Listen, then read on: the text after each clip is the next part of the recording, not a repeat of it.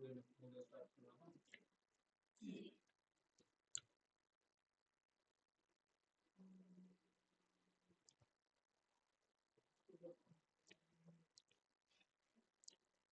लो mobile पे पहले क्या स्टार्ट हुआ डैशबोर्ड।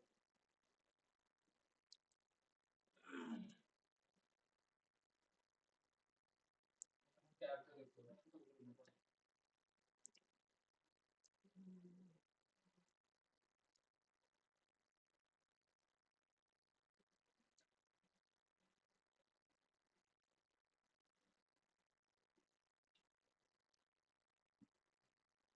डे 3 चल रहा है। कोई नहीं, मैं कर दूंगा कोई। डे 3 है फिर तो तुम्हारा देख लो। डे 4 है।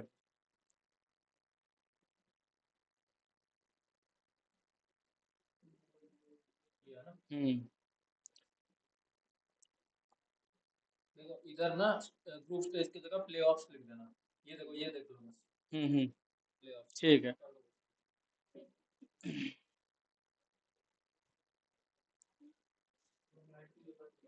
Between these two squads, let's break down G2 though. Since adding in Beans, they have a different vibe to this squad. Used to be all nice guys coming to the stage. Now they've got a little bit bite. They've got 2 3-0s in their back pocket. Can they go 4-0? I think that you are going to drop some maps here against Heretics, but they are a side that you're expected to walk through. This Beans has added an extra element to them. Very aggressive, very damage dealing. He's going to be hyping those comms and really drive you forward, but also the ability to flex an S&D is going to help them get through a very tough series here. As we take a look at our maps and modes, the coaches are definitely going to have an impact, and their impacts are initially felt through the fan phases. Talk me through what our teams decided, who has the edge now. Well, so looking at this right now, G2 Esports lost Gridlock this weekend in all 3 games. So the fact they get it in Hardpoint Search and Overload in this best of 7 is huge for them, as long as they can just keep pushing that distance. For Heretics, I feel like they really feel that Colossus Hardpoint loss, and it's kind of hurting their map pool in this sense. But I don't hate that Fringe Search and Destroy. They've been showing some good looks on it recently. 3 Gridlocks. It's a little bit wild. Who is going to excel on this type of a map? I'm going to go with G2 early. I think that hard point in particular, as Ali just pointed out there, incredibly good for them. I think it's relatively balanced after that point, and not much has been seen from these teams. Some of them because they've only recently been added to the map pool, but also just not many looks in at them. So we're about to get a real good understanding of just how they perform once new things are added to the rotation. Ali, we've had a lot of pick'ems, and 90% of the community is leaning towards G2. Just 10% are riding with Spain on this one. How do you feel about the Heretics after looking at the maps and the modes? Where can they steal wins? I feel great about the Heretics when I looked at the maps and modes. They're also a pretty strong Fringe Search and Destroy team, and just the way their respawn is looking right now, they're a really oppressive team. And their map pool in that bag, a sense you get that Scar in there somewhere in that later half, they might be able to pull out something special. One-word answers, who wins? G2. Vamos Heretics. That's multiple words. G2 is also 2 different letters, number combinations. The other way, they're ready to go on stage. Let's get in to our quarterfinals. Patient play. Reward. Feels like we're playing more confident. Feels like we're actually getting some kills now. He knows it's my org. I was carrying his shit. Yeah, I'll be here tomorrow. All the damage in the world into Trade Fest. Hydra's gonna get it. I gave him the career he has right now, and I'm about to send him out of Black Ops 7. Phase in position, Sim, what a corner. Could not have asked for any more there. Yeah, I would say Optic's probably our biggest challenge this event. They've made like every finals this year, so they're definitely the team to beat. Back at his home inside of P1. I mean, I feel great about it. G2 is the easier matchup compared to FaZe, so I'll take that every day. Beans is popping off all 3 maps there. He's been a great addition. Whoa, help pull for the 1v2. Oh! Eat that!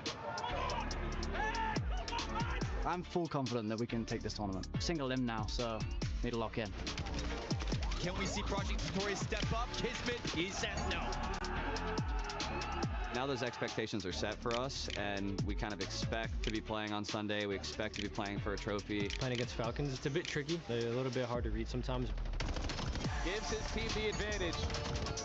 The defeated. He's off the top. We actually wanted to play him. I think that if we were to get first in our groups and they were to like lose or whatever, we were going to pick him. Kind of one of those mindsets where they took our ring. You know, we want to beat them. Get behind enemy lines, and he just wants Got him. The shots he finds too. He's got less than 10 seconds to find the kill. चालू नहीं कभी 100 thieves in Paris. Who's down 100 thieves? You know what I mean? That's all I got to say. अभी चालू हो रहा है बस guys ये चैट में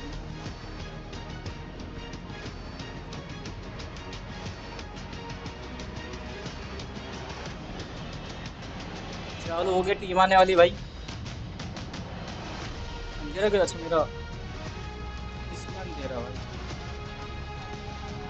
चार्ज पे लगा दो अभी चार्ज पे इसमें अंधेरा था भाई Paris feels different today. Maybe it's all of the empty practice rooms backstage. Maybe it's the big pile of crushed keys. Whatever it is, this tournament suddenly feels a whole lot smaller. And a whole lot more dangerous. Mesdames et messieurs, le main event commence aujourd'hui. Il ne reste que les personnages principaux. Because just take a look at who survived yesterday. We have major champs, EWC winners, ready to defend their titles, and a team that has the keys of Paris in hand, and that the city is ready to back up. Talk about a banger of a quarter-final Saturday here. We've of course got the home crowd ready to back their team. We've got perfect versus battle-tested. We've got former teammates turned rivals, and we've got a champs grand finals rematch just 3 weeks after it all went down in Vegas. But to be very honest, this doesn't feel like a Saturday lineup. Mesdames et messieurs, j'ai déjà l'impression qu'on est sur une lineup de grande finale pour certains d'aujourd'hui, because just take a look anywhere. Here on this stage, in the crowd, or backstage, there's unfinished rivalries and business everywhere.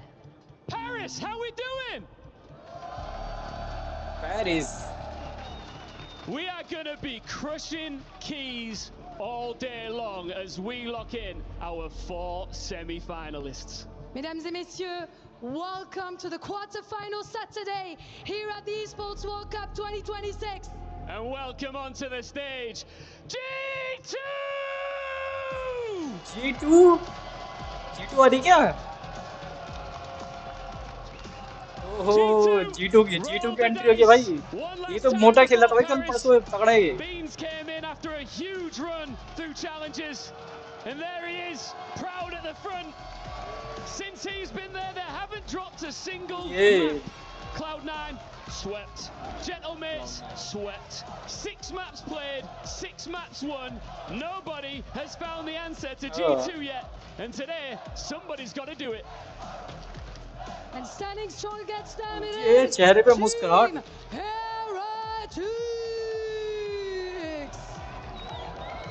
On the other hand, they took the long road to Saturday. इनका time अभी क्या time होगा By the French crowd and 12 बज रहे होंगे शायद इनके they smashed Vancouver. अभी यहाँ हमारे शाम हो रही है ना भाई Then when क्या होंगे 12-1 बज रहे होंगे इनके straight out of Paris right when it mattered. It's perfect versus battle tested. Medal होता ना G2 haven't lost a match. Heretics have already started at elimination and survived it. Something has to give. Gentlemen, go and take your seats. And the 2 key holders stand by, Super and Beans. We're going to have a quick chat with you before we get into this first quarter-final. With so much on the line, of course, a shot at the trophy on Sunday if you can get there. Let alone that $1.8 million prize pool. It's all at stake as we look to take another step here, Lou. Yes, Ian, thank you very much. G2 versus Team Heretics is about to start. Boys, I want to have your quick thought, because Beans, you've been calling the CDL teams that you beat tier 2 teams. Do you feel like Heretics will be a tier 2 team against you today? I mean, I don't know about tier 2, maybe tier 3 actually. I mean, these guys know what's going to happen. It's going to be a fun one.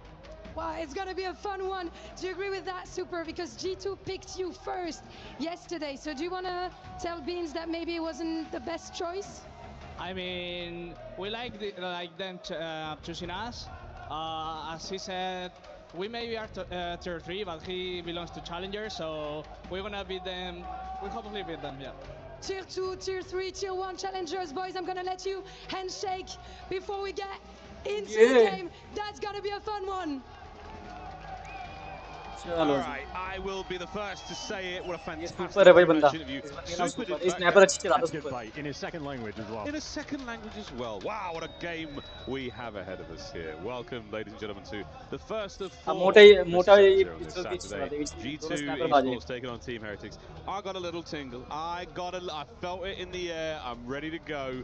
The first time that you and I will be experiencing either of these squads in a best-of-7 format, my friend. I'm very much looking forward to it. It's going to be a fun time. And just a note on Super's comment, I disagree. Skill level aside, it's better. Call of Duty is just better when Beans is in the league, when he's on the main stage. The more Beans interviews you get, the absolute better. And I love the bite from Super. Not easy to do, again, in his second language. Not, trash talking in Espanol. He gave the goods, had a good quip of a line. And I know the sniper bout, both of them have been on point indeed. But that's the truth of both those players. They are the big guns for their squads in Search and Destroy. We'll see that later on in map number 2, but first up, we are treated to a hard point, a rip-roaring run around our first map. This is to just advancing in the tournament.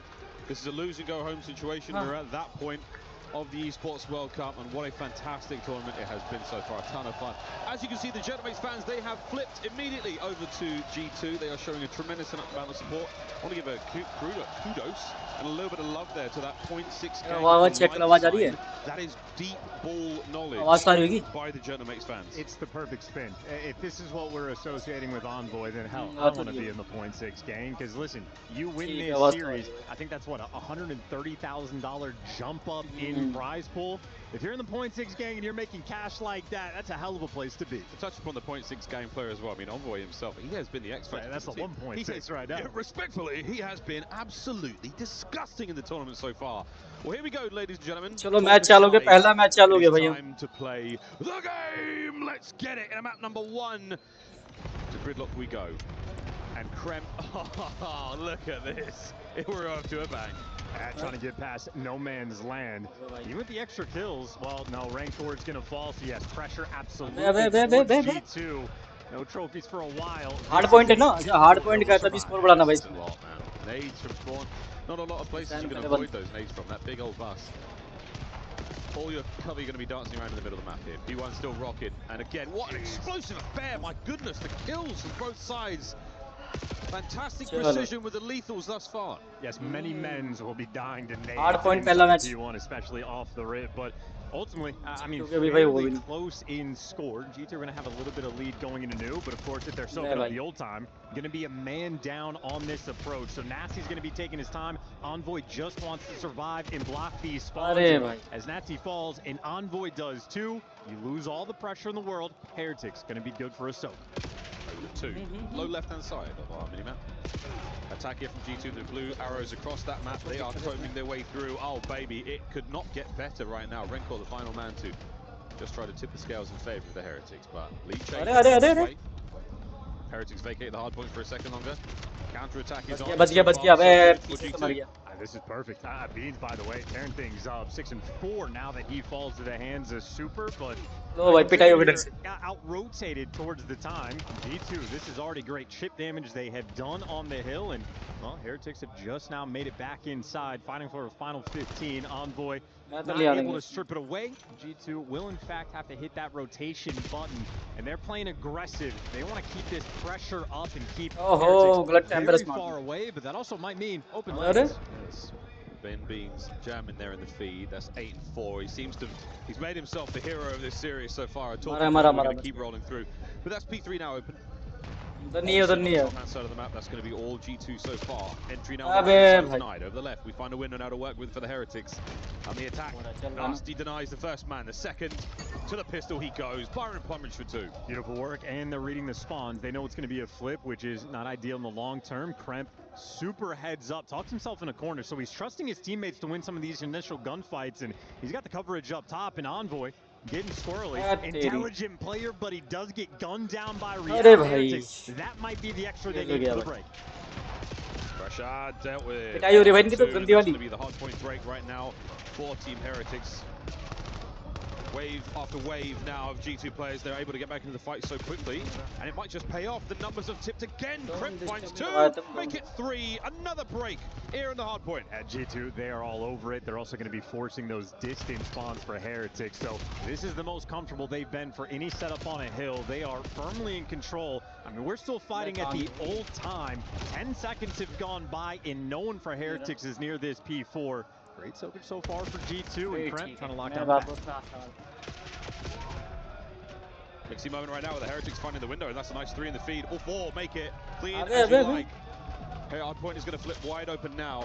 Heretics, can you set up in time? It's a single lane of attack that G2 have to work with. The next few trades on point. Can they make it to the truck at least for the cover? Yes, Metal's on the 4. He's starting to get rolling. And G2 split up, broken apart on that first attack. Honest moment for the Heretics.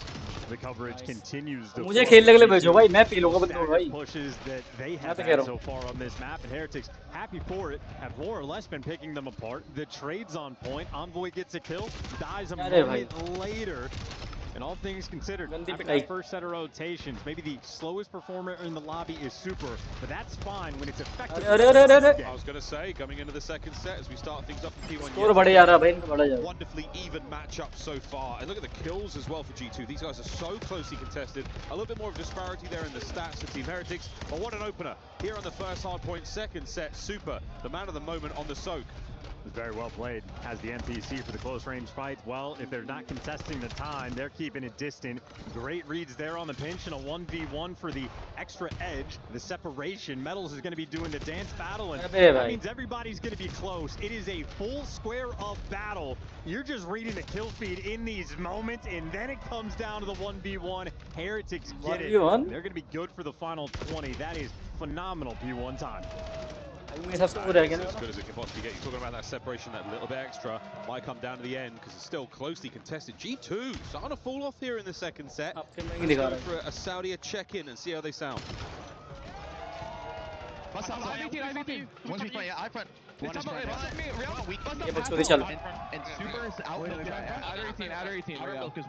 I see, I know. These alley.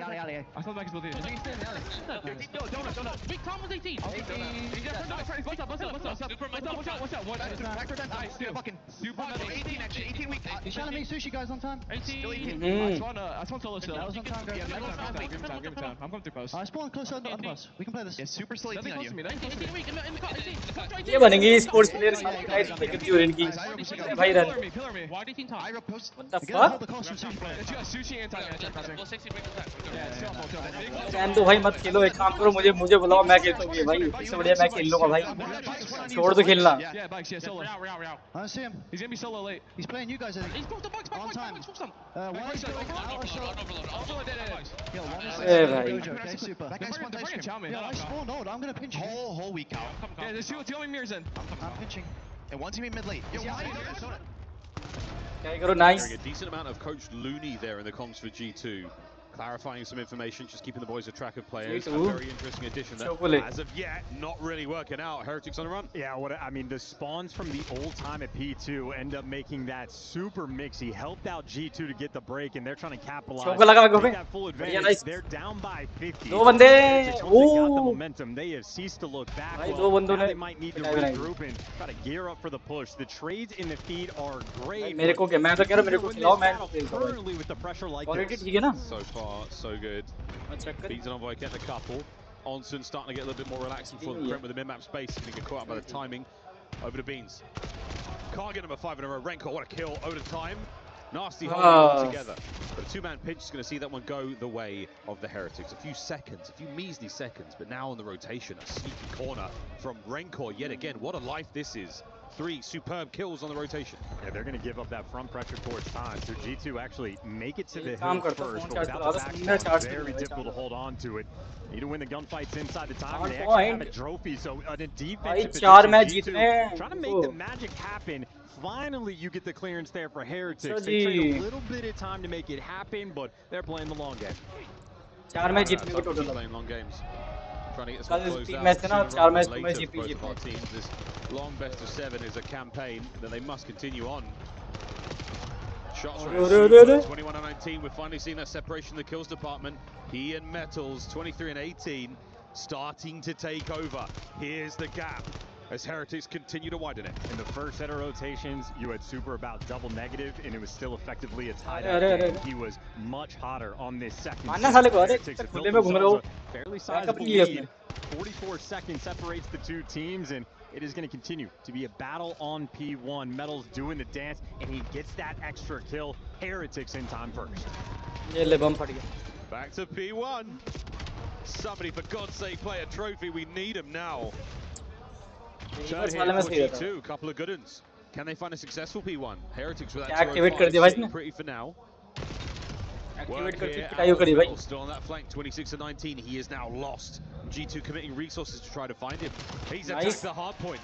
Still providing the pressure, the flank. Ooh, good for a second, but G2 survive. Looking at P2 now as well. What a run! G2 a great position to sort of be that nuisance, but then Real fills in behind him, and they just get re-pinched. So you had a good round for Metals, just a better one for G2. And that 40-point lead has absolutely vanished. A much tighter contestation into the new time. And while G2 are there first, number 7 and number 8, the AR duo for Heretics are swarming for the back spawns. Yes, left lane.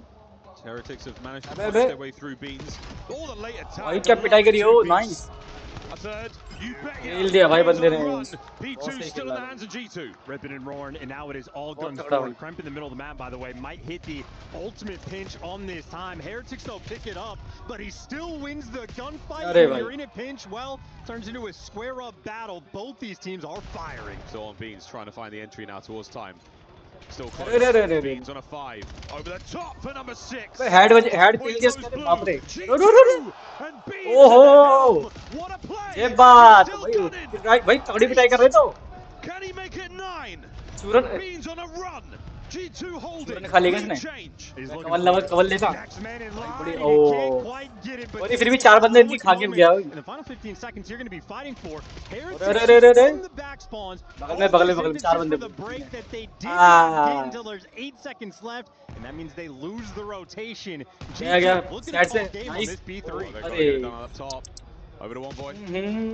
Tactical retreat, back it up a little bit. दूसरा बंदा आता है तो लफड़ा पड़ जाता है भाई. He's right in the back, but whatever he does, Nasty's on it. He's got the job. So G2 so far they're holding. Heretics now through the front. Can Real find something? G2 वाले ने score बढ़ा दिया भाई. Score बढ़वा दिया अपना. ऐसे पूछा दिया भाई. Last chance here for the Heretics. Through the right. Going on. Void trades out one. It's over. G2. ओ भाई G2 ले गए भाई. Start the series. अरे भाई मोटा खुश हो गया भाई. ओ ये क्या कर रहा है? Death upon Beans. And he marched his way. G2 वाले लेके भाई match. I love him. He is so good. In the conversation around the roster team for G2 is, hey, listen, you get great leadership, you get great cons, you get the snipe and search and destroy. Beans is an interesting fill-in because he brings most of the things to the table. But I think it was Nameless on the desk or the studio that said Beans is good for maybe one pop-off per map.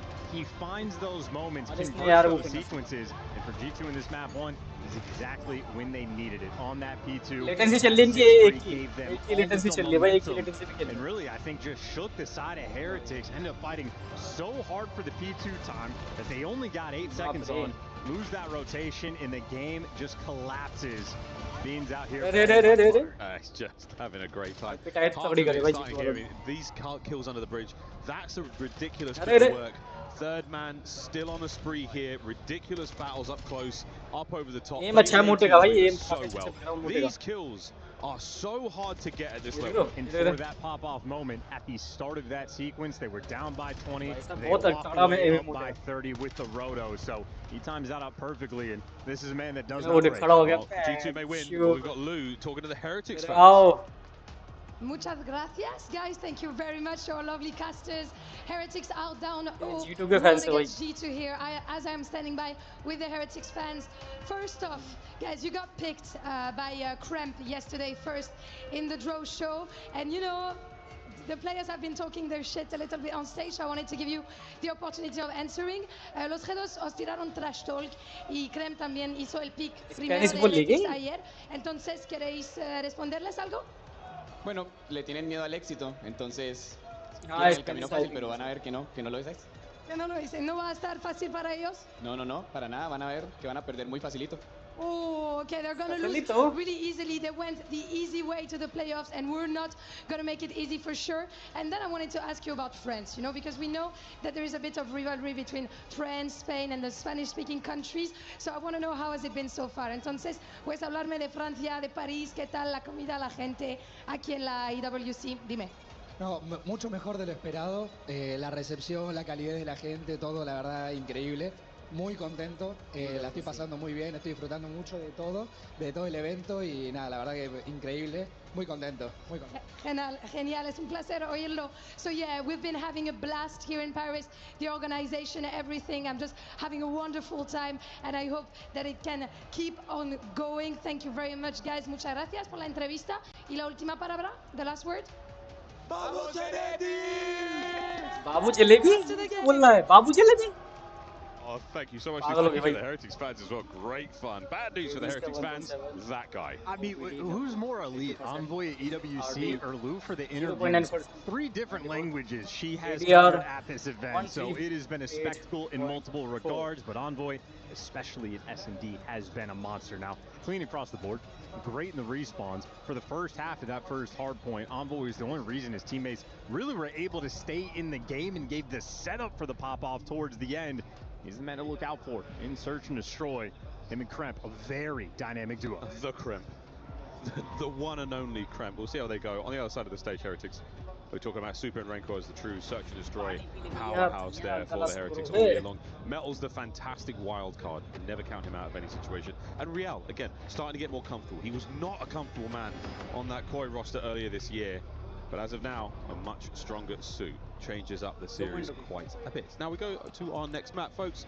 Here we roll into the Search and Destroy, and we will see just how this goes for G2. Immense momentum coming in off that gridlock hardpoint to win firmly in their sails. Will they make it home? They certainly want to carry that through. You know, it's a story for Heretics. When they're on form, when their S&D is on point, they float like water. When Super's hitting the snipes, it feels great. You know, if you're looking at a player like Rancor, if it's going great, one of the best players in the world. If it's going terribly, you're just questioning his arrow on the minimap non-stop. But so far in this tournament, they've also been flowing in S&D. So Envoy wants to stop that as quick as he can for a long belabored series that we have. 3 S&Ds in the best of 7. Extra value here for the map too. To Fringe we go. What a treat this will be. We will be blessed with the Beans versus Super snipe off.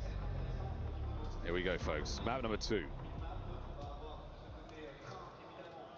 We're seeing the red team Heretics attacking first. And what an aggressive look here. Super's snipe is one thing, but the pressure now through the middle of the map from Nasty, that shot's ring out, so now it's on. Massive tags, Beans no snipe, but he gets the best of Super. Challenge, disrespectful on that. You love to see it, bringing the aggression to the snipe, and that is absolutely back Heretics down. Beans is just standing tall in the middle of the map. I mean, he's covered this entire lane by his lonesome. Nasty's covering the A side, and Envoy responsible for B. Any direction Heretics want to go, G2 ready for it. 3-1. Oh, a bullet away from the kill. Beans, can you find this? Lovely work out of the Heretics. Metals with a pinch. Covered. One man left to deal with. That's going to be Nasty. Here on the clutch, a 1v3. Real with the coverage yet again. All bases covered. Teamwork. Quite literally the deciding moment is just through trains. Envoy throwing shoulders back and forth. Recognizes the distant guy on the truck, but just a single bullet hits him, and that makes that next gunfight for Real so much easier. You see already channeling when he's weak. I think Envoy almost wins that 9 out of 10 times when they're both full HP. That's the Spanish coordination. That they got the first one. It's a running sort of theme here, that Spanish COD. It's aggressive, it's in your face. It's very fast, quick bait and switches. They love it. G2 unable to find an answer for that playstyle whatsoever there in the first round. We're going to swap sides now, second round. It is first to 6 here in Search and Destroy. Nice for Super to have more real estate on the... What the hell? They're Tekken characters in cosplay. Is that what that These are Tekken characters. Yeah, that is... I know Stream can't see this, but that... I hope Stream do get to see it. That's so confusing. They're on the wrong stage. I mean, I'm not sure I'm ever going to get a chance to say Heihachi Mishima on a COD stream again in my life, but there it was. Back to the game. Round 2. It's all, folks, I'm not kidding, all happening here at the Esports World Cup. And so is Real, yet again. Heretics finding that first. Advantage to play with. Envoy trying to take it right back. Oh, what a oh no, denied by Super. It could have been so colossal. Rencor out deep. It's a fantastic round for the Heretics, and Nasty yet again. A chance to clutch. Surely the Heretics deny. Instant denial. Super's going to drop him. Back-to-back rounds for Heretics and Real right now. Starting the series off great. First blood in that round, and he had that sort of deciding kill in the round previous. And just to backtrack to the Tekken characters, that's the first 6-pack I've seen at a COD event since Doug Sensor Martin retired. Nice. Hope Doug's doing great. Heretic smooth as butter in round 2. And yet again, just overwhelming the G2 line. Beans the only man to muster a kill, and that probably a trade situation, so. No, he ripped Super with the snipe. That's what he did, you're right. Nice, nice, nice. Microphone activated. Here we go. Bang! First of Beans. I mean, Chalet, that's an aggressive angle with the snipe towards A and mixing it up. That's typically Nasty's position. That means Nasty's going to be the overlook for Envoy. Nice. The adjustments are already there. Similar situation, but Envoy wins his one. You got a 3v2. It's now set up around this. Try and deny the B-bomb site push. So many corners here to deal with on Fringe. Long lines of sight as well, and that's where Beans wants to put this sniper. But now he finds himself in a very precarious situation. Will Nettles and Super commit to this? Well, G2, you can also isolate any of these players, so they're playing a bit of a risky game. Well, Nasty gets the information. Now Beans knows a little bit more pressure on the front side of time. Krem's making moves, so G2, they are triangulating these players, but still, you might be able to isolate a gunfight. Super gets the get back on Beans, but also left him in a 1v2. Wow, how close he came. 1v1. The one and down on the pump. Nasty still holding the back door. Here we go. Round 2 on the snipe. 15 seconds on the clock to play with. And Super down. G2, a much more reserved, far more conservative round. That's the way the Heretics have been playing. Yeah, very calculated. Great angle by Kremp in the doorway, playing it extra safe. And of course, Beans, well, kickstarting it. The first blood, very nice to get. And Rencor didn't even throw his shoulder. I mean, his arm just swings out, but that is all Beans needed to see. Honestly, the difference maker is Super. That missed shot on Nasty, extremely difficult shot to hit. I mean, just the forehead that you're dealing with on that heady. But that could have been the thing to make it spicy. Don't miss, don't lose. Still, though, Heretics up 2-1. Yeah, what a clutch that could be. I feel like we're getting treated to a few more opportunities like that. Mr. Beans, long range here with sniper to put that away back over to the M15. Heretics not committing too much to the middle of the street. Now Main Street not full of players, mostly G2. And if Beans doesn't see anything on that barn cross, you might be worried about a stack, because Heretics actually a low side of the map spread, so they have more bodies here for the A pressure, but Metals is also still by himself and gunned down, so with all the pressure for Heretics, they left their boy out to dry. I mean, G2, if they're not a B, they're going to be A. Let's go find out. A Fafo moment that pays off for them for now. Real trying to retake the site, get some space, banged up, rotation now over towards the B-bomb site. Rencor spots them in a position now to cause some serious issues. No, dealt with. G2, what a fantastic adaptation. Nothing but profit so far. Look how grouped up together they are. Yep, and bad timing. Real gonna get traded out. Gets a kill before he falls, so maybe a slightly easier road here for Super, but a 1v3 and a snipe in hand. Super. Extraordinarily difficult for the clutch. Tried. Gave it the old college one. Not enough. Yeah, and Metals, of course, just isolated over towards 10. He had 2 players there that were not with him as they needed to be, but on that section of the map, and they isolated him. Isolation on the next guy, but yeah, never a fun setup on the minimap when Rencor has 3 players on his screen all shooting at the exact same time. Metals had 3 players on his screen shooting at the exact same time, and there's absolutely no follow-up, so sort of a strat and a setup there that G2 effectively picked apart. All square here on Fringe. First to 6. And a B-bomb site hit where both teams will be meeting each other. The numbers in favor of the Heretics. But numbers change. They do not lie, though. Oh, boy. G2 strike true. Rencor alone. Another decisive round. It's one of those fringe, bit frenetic, start things off quick. I mean, brother, G2 are fearless. Yeah, the smoke comes out. Envoy says, I'll run through that. That's fine. Wins as one, gets traded. I'm thinking, okay, the round will settle down. Heretics will take the space. And Kremp goes, I'll fly through that too. That's fine. I'll go into no man's land. I don't care about no AR backup. I'll do it myself. And Krem good for 2 and seals the deal. G2 hyper aggressive. Yeah, that aggressive sort of round. Krem's like, hey, hold my sponsor-friendly energy drink. And he gets involved. Nice save. Thanks, man. Good job, nice save. Thank you, thank you. I'm not, G2 वाला it's team not match my first rodeo. Advantage now to G2, just a single round to play with. Beans. We haven't seen that many connections from this angle throughout the year.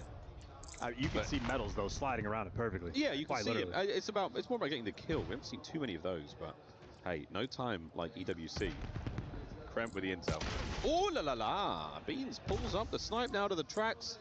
Not even going to waste that 7.62 going down range. Anybody home?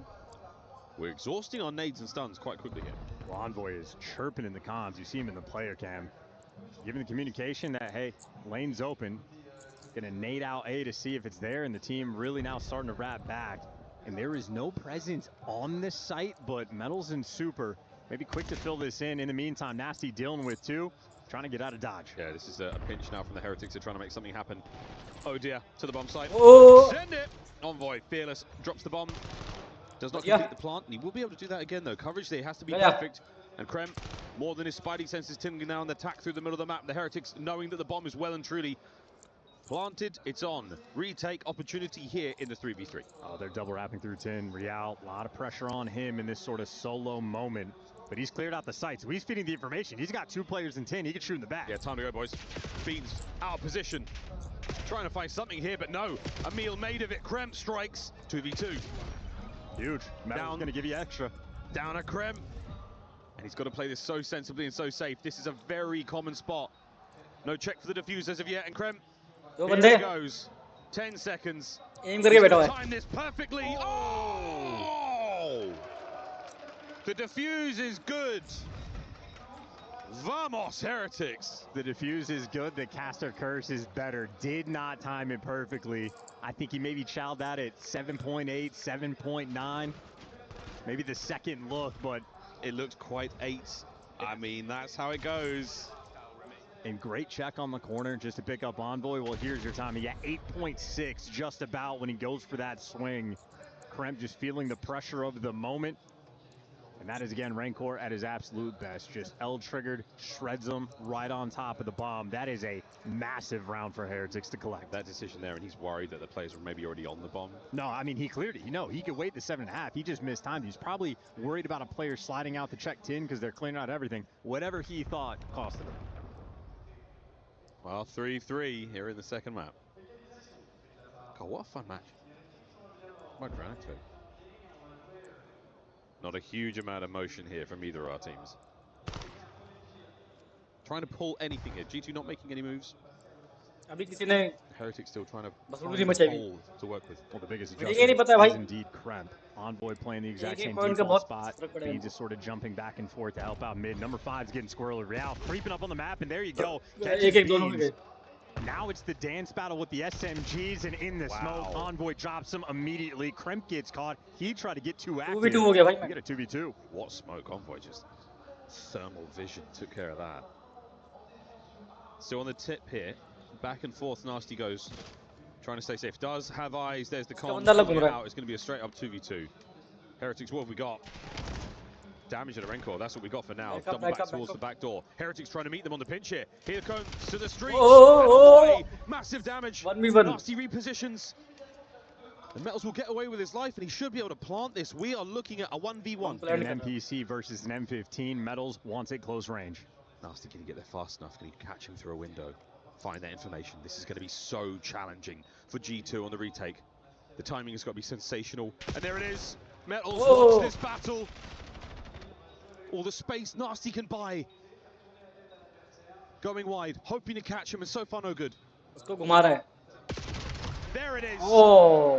exactly where you wanted him.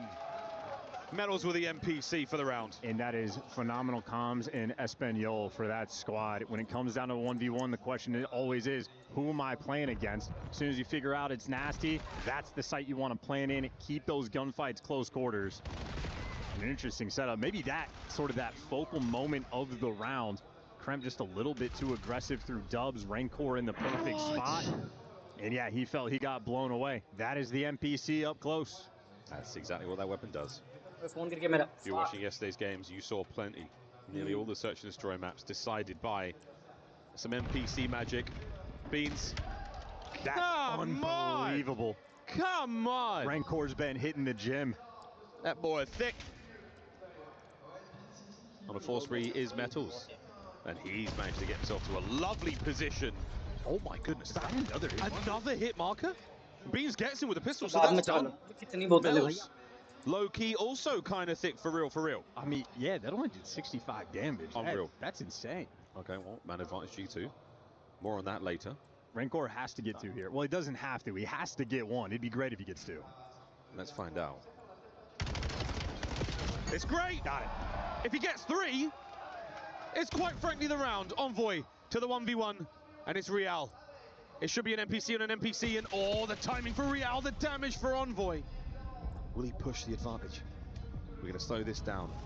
G2 must recover the bomb and plant.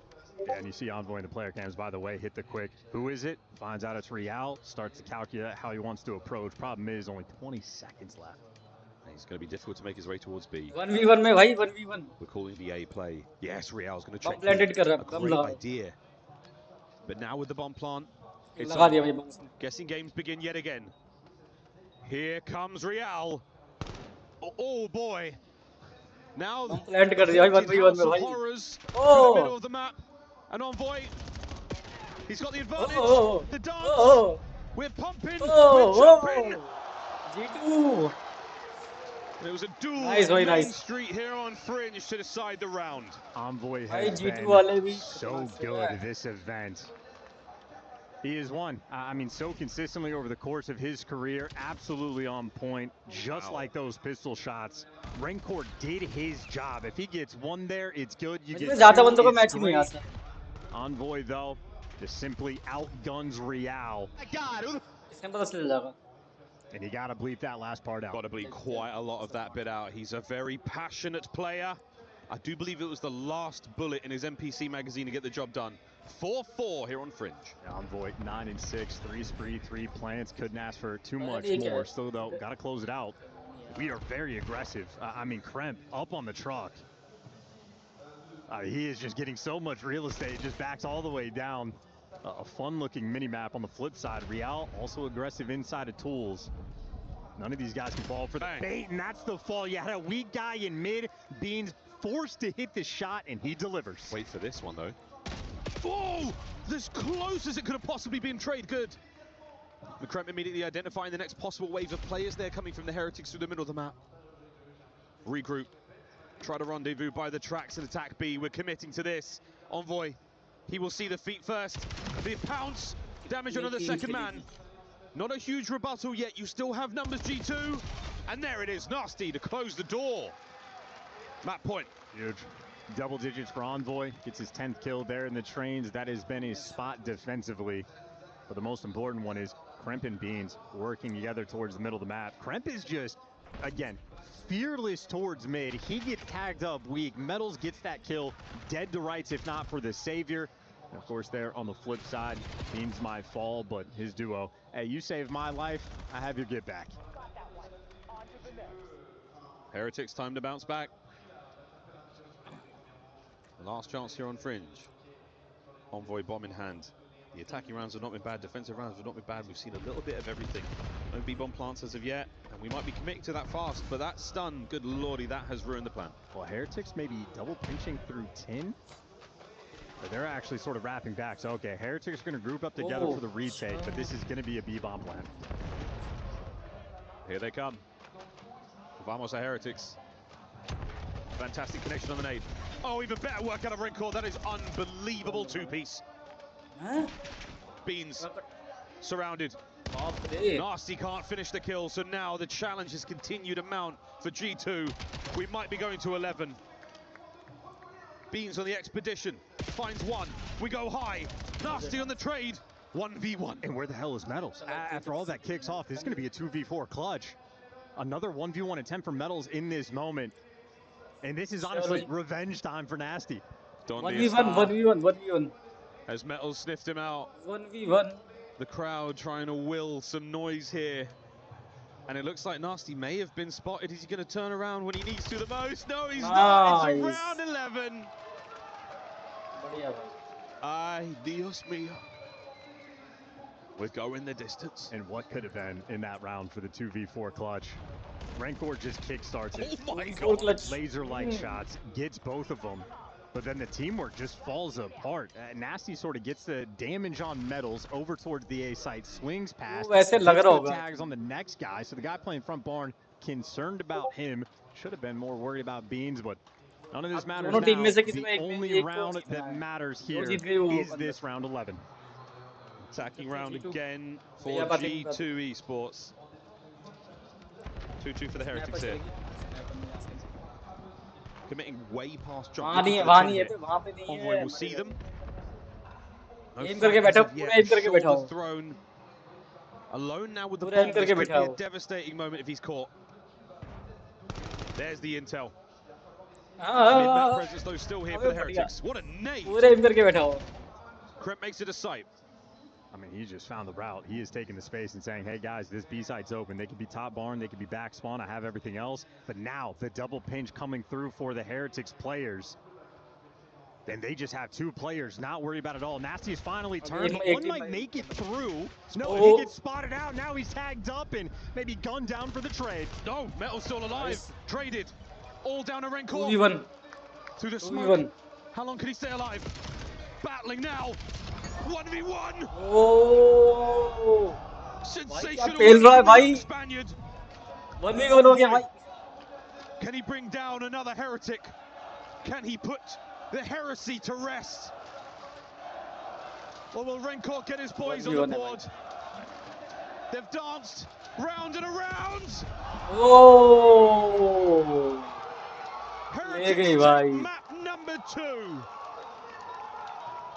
1-1 here in the series. How about that from Rancor? Nice, boy. Nice. 3 different moments in this map when you needed him to make the big play. He delivers.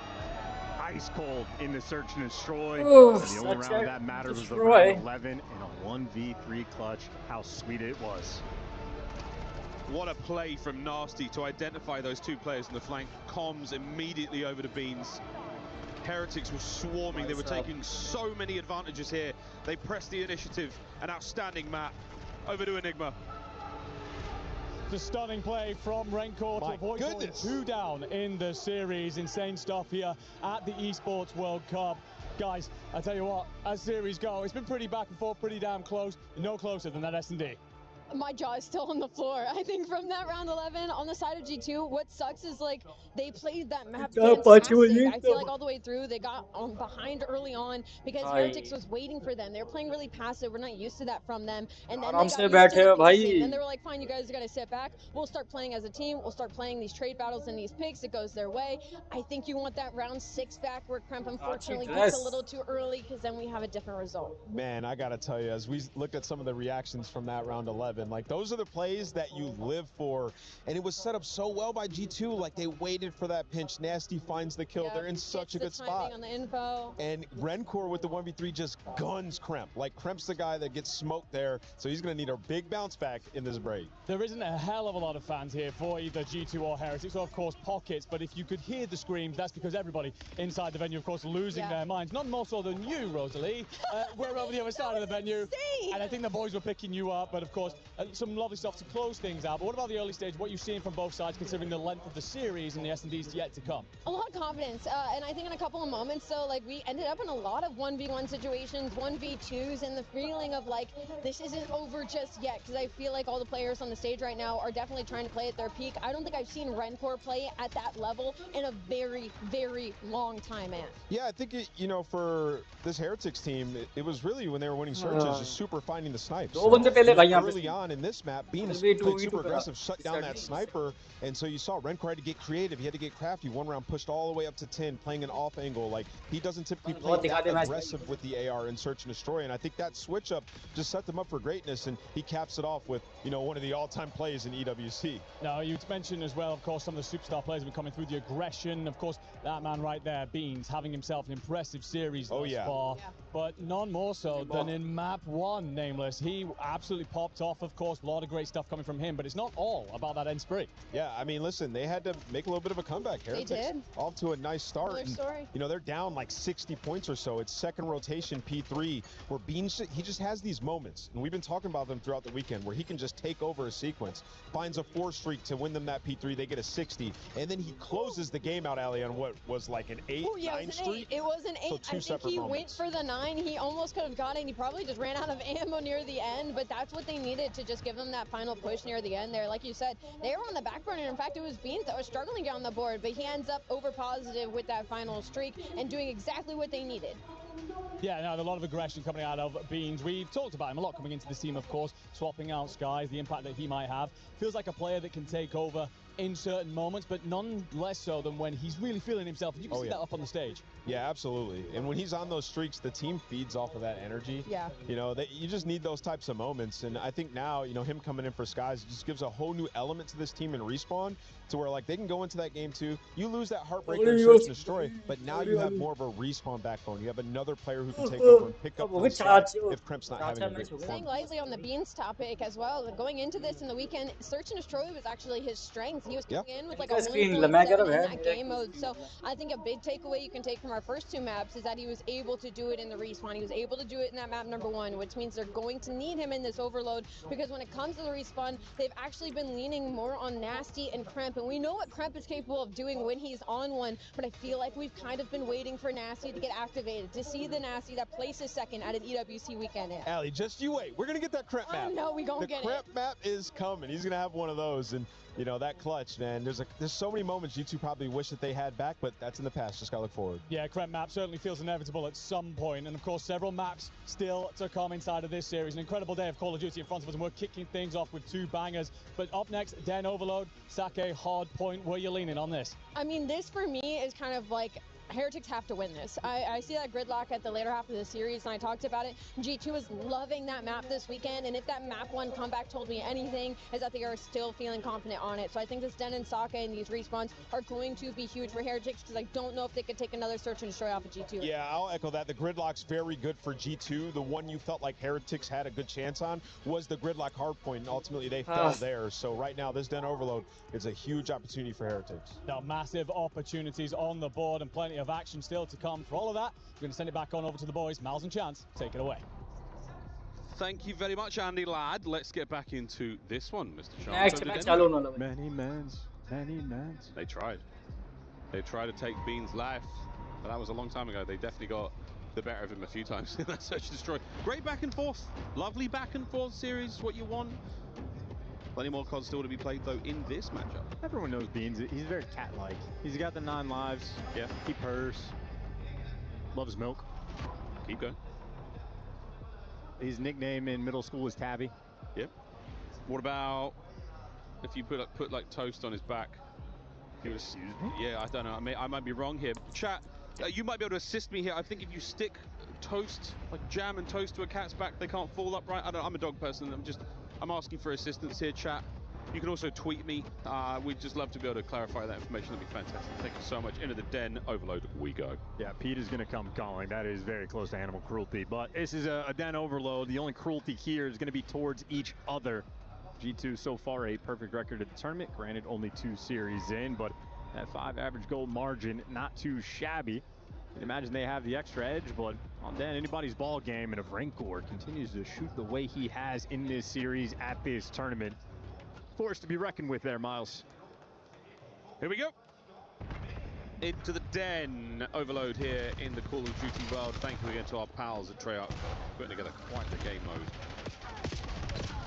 Real on the dance through the middle of the map, possession. At this point in time, feels like Heretics, but there's a mid-cut attack right now that is certainly going to ruin this one. All right, Envoy and Krem. You've got to worry about that position. That is one of the most important spots on the map here in Den. Denying transit through the middle, making sure that the bottom lane is safe as well. More on that later, but for now, the battle continues. G2 currently winning. Not an ideal team kill. Metal's Overload active, but when that nade rolls through, it's going to be G2's ball game here with the pressure. And they're trying to go straight through mid. 2 players in couches. Device is going to be there and simply nowhere to go. Nasty trying to do a kickflip. Envoy has fallen off the map. We are very scattered here for this overload. Krem's managed to sneak his way in. Oh, can he get a kill? No, he can't. This could be a capture. Nasty the line. Defense right now on the top. And Metals on the dunk. 1-0 Heretics. This is the sloppiest god either one of these teams has played this week, and Metals very happy for it. Has the Hellstorm, has the capture. Everything he wants in the first minute of this game. Little rat-a-tat tap through the paper walls of Den here. It's going to be a nice 3v3. What a square up towards the bottom side of the map. The next EMP spawn is litty, ladies and germs. All the stuns and nades making their way forward. A little bit of angles to work with here from Real. The mid-cut play. Good lord, he killed everyone, and he went back. He went back for good measure. Super though still keeping the play going, and it's done. G2 with an opportunity to counter. How dare you team kill Metals when he's 9-3? So rude. He's off the streaks. So rude. Going for the pinch, so Metals is going to be the guy that breaks his plate down. Envoy turns forward, but this is all about the timing. Oh dear. Well, that's the timing red, like a Swiss clock. Dylan Hannon now to the left of him. Beans and Krem. What a fantastic attack forward. You've still got the EMP in play. Now the position advantage all over the Heretics. They will be able to make a run now. Counter-attack is theirs. 2:50 to go still, and only a single overload. And Metals is soaring. I mean, he's already in the spawn towards treating going his way. So a couple opportunities missed. Rencor, though, keeping it safe. Going for the full rat back. Heretics can take this nice and slow. The Heretics winding up for the attack. Let's put everyone's Duolingo to the test. With a fly Saudi a check-in, Team Heretics. Son dos tocados. A ver, no pinchado, te tengo. Dos con izquierda y derecha. Pincha ya, está en aquí, están los 4 en derecha. Corre. Buena. ¡Oh! Nice job.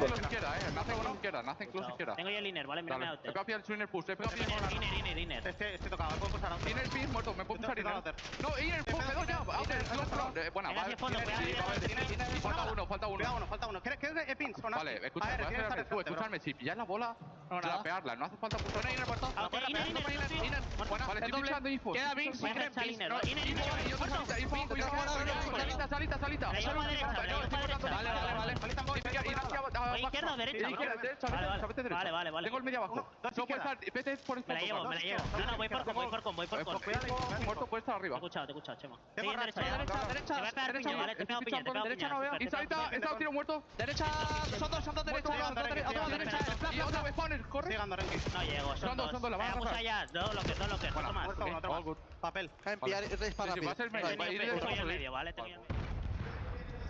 I'll take your word for it on it being a fantastic list from the Heretics. My Spanish is yet to improve here in the COD League, and right now the attack though from the G2 lads slowly but surely improving as well. Heretics defense so far pretty strong. Yeah, it's the classic waiting for Nasty to maybe go for the pinch, but gets read very easily there for Heretics, and 3 more kills in the feed. Metals is good for another double kill. So is Envoy to slow this push down, but make no mistake, that is sort of the battle. You got Envoy with 15 and Metals with 17. Do not team kill either one of those men. The team kills this tournament have been quite fun. Super. Lordy! 4 dead! Sad news though, the EMP reset, so as litty as the play was, it's not going to be massive. Real's trying to buy that space. Here comes the pickup, but Rencor all alone here, mate. That's going to be a quick grab. With 20 seconds to go in the half, we're going to see this exchange hands again. The Metal's funny too. Could it exchange hands one more time? 15 seconds. Who's going to get a chance at the extra time overload? What? Donde está Beans off the map? God, what direction they want to go? We're like metagaming in a wild way so far. They've got a lot of time to do so. Here comes extra time in the first half, 30 seconds to play with. Metals. Gunny from Nasty. I would back up as well. You don't have time for it, though. You're going to have to force this straight down the pipe. Here we go. 15. The last hurrah here in the first half, and it was an absolute massacre. It's a very scattered first half of Overload. We're trying to wrap the device and take it weird directions based on the location. You get a 4-man wipe for the Heretics the moment the device resets.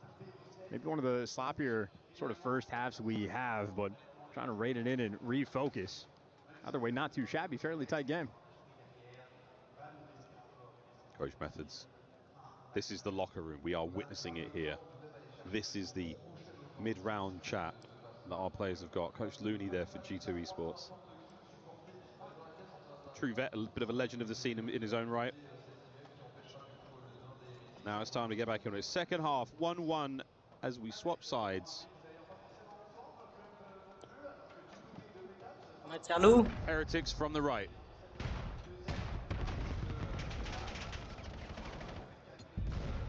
Envoy's made himself well and truly known here up forward. Nice. Trying to find that mid-map pressure, trying to find those kills. Then the plays either smash through lobby, maybe go for the B hit, or if you have the numbers by A, which you definitely do not anymore. What a stunning counterattack here from the Heretics. That's all four. Device is going to be picked up. Super leading the charge. Tommy goes his way for the first. The trades, though, quick. Heretics, they're trying to force this. Oh, they're going for it. Oh, kill on Envoy there. Might have done it. Rancor must retreat here. Bit of pressure now from Real. He's going to find the flank. Here he comes. Oh, the timing. Superb work for the second kill. Oh, that was the throw from Rancor. Krempis saved it. A kill here, though, and it could be looking at a goal. No, Kremp for 3. Outstanding defense. That's the hot spot, man. Metals is good for 3 in that exact same spot. Kremp delivers, the hero for the team. And now you're trying to go through the roof side of the map. And maybe you could leave Real out of the picture, or maybe Nasty just going to get shot in the back. They're going to get this score. It's going to take a long time. Yeah, it's a slow wind up here. We're really hoping for a couple of these kills. Somebody just give a little bit too much skin. And right now, no one's showing much. Rancor with another unbelievable 3. Outstanding defense. Attack now forward. Nasty, though, cuts the legs out of the runner. Reinforcements have arrived. Can Kremp do it again? Another defensive masterclass.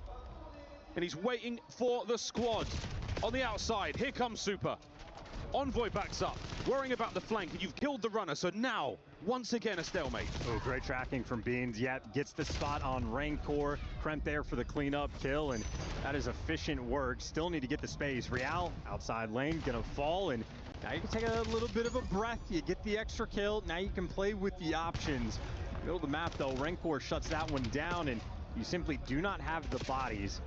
Kremp is now trying to put space down low, but you're just getting the catches, so Heretics winning quite a few key gunfights. Oh, this is impenetrable defense so far. We might have just cursed them, but no, Envoy staying alive. There's the backup from Nasty. Neither team able to break the seal here in the second half. If at the end of this time we don't have anything, we go to a regulation draw to overtime. But Super's trying to make something happen here. On for something special, no, denied. But wait. Reinforcements here from G2 have got to be clinical. And this not happening yet. The damage is there. Wait a minute! Nasty for 2. Is it going through? It is. Lead change, 2 minutes 15. The big old bang. Metals, by the way, still sitting on that Hellstorm. Keep that in the back of your mind for these final 2 minutes. And they're leading the charge. The reset's going their direction. But they lost that first key gunfight, so okay. No rally captures. Woo. Real gets traded. In a battle here for the pressure. G2 closer to the device, but we're team nading. Yeah, not what you like to see. Yeah, we are. That one connects. Numbers here for Heretics. We've got a chance. We don't have a lot of space there on any alternate angles. They're going to muscle their way through the front. And Metals, he could do that with a Hellstorm trophies playing off.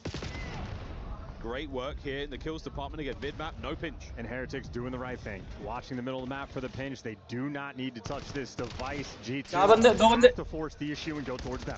G2, one step at a time. They make a bit of ground. Forward they now go through the gate. Real banged up. Oh my word, he's out. Wait a minute. Is he gone? Is he free? To the pistol, no. Kremp, defense again, Kremp. What a hero! Well, that's still such a smart play coming in for Real and Team Heretics. That just bought them so much space, so much time. So now just a minute left to play. We're taking it towards roof. Real already ironed up and in the right spot. Heretics playing high-level COD. This is great. Cleaning the rooftops out. Envoy's got to find another. Can't do it. Manpower here. The Heretics have got the stamina, they've got the legs, and now they've got the space and time to play with. Oh, that buys you a lot more. A lovely 2. There with the Hellstorm. Back the spawners. Real once again looking at a flank. Well, he's going to be just holding middle of the map. Timing goes his way to get the kill, and you got Metals pushed up into position. This might just be the way to call a game and get the 3rd score. You might as well win. They've made the run. It's a long laid plan. They've got a tail. Is it going to matter? It will not. It's 3-1. 20 seconds to go. It might be over. It's a topside spawning EMP. No one in position outside of Real to get a touch, and he could grab it and run. Dude, Real just called game. I mean, like super heads-up gameplay. Metals, of course, with the 35 kills, stand out there in the kills department, but Heretics making some of the smarter overload plays we have seen this year. We are the capstone event here in Overload.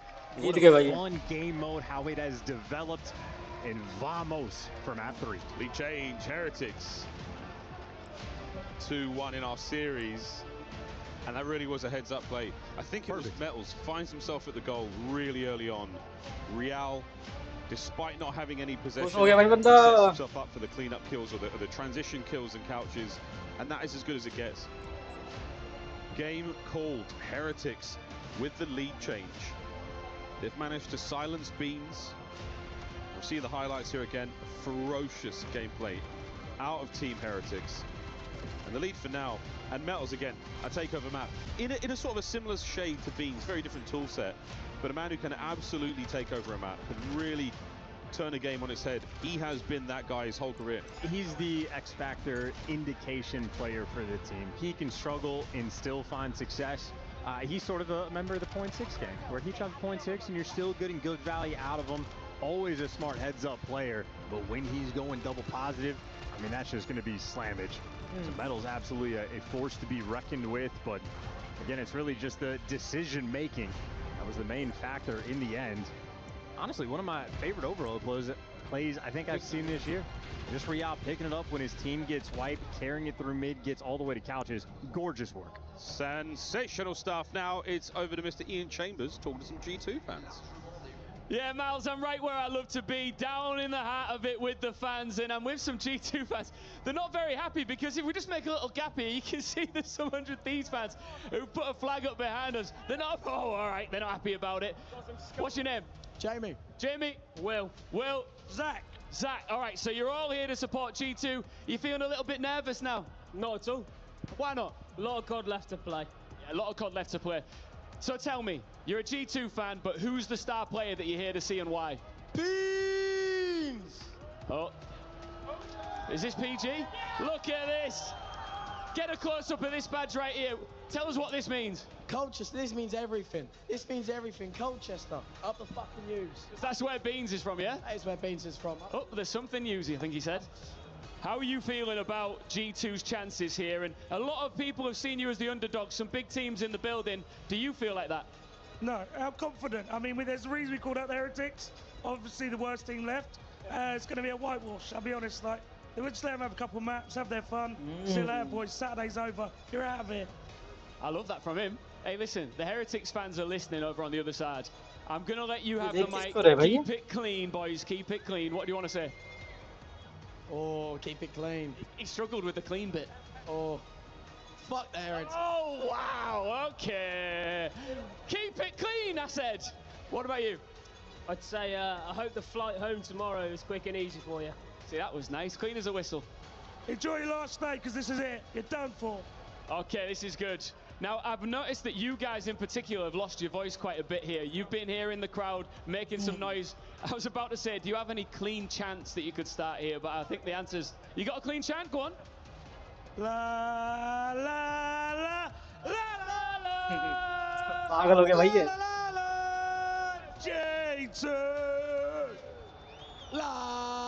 पागल हो गए भाई ये पागल हो गए. ला ला कर रहे हैं साले.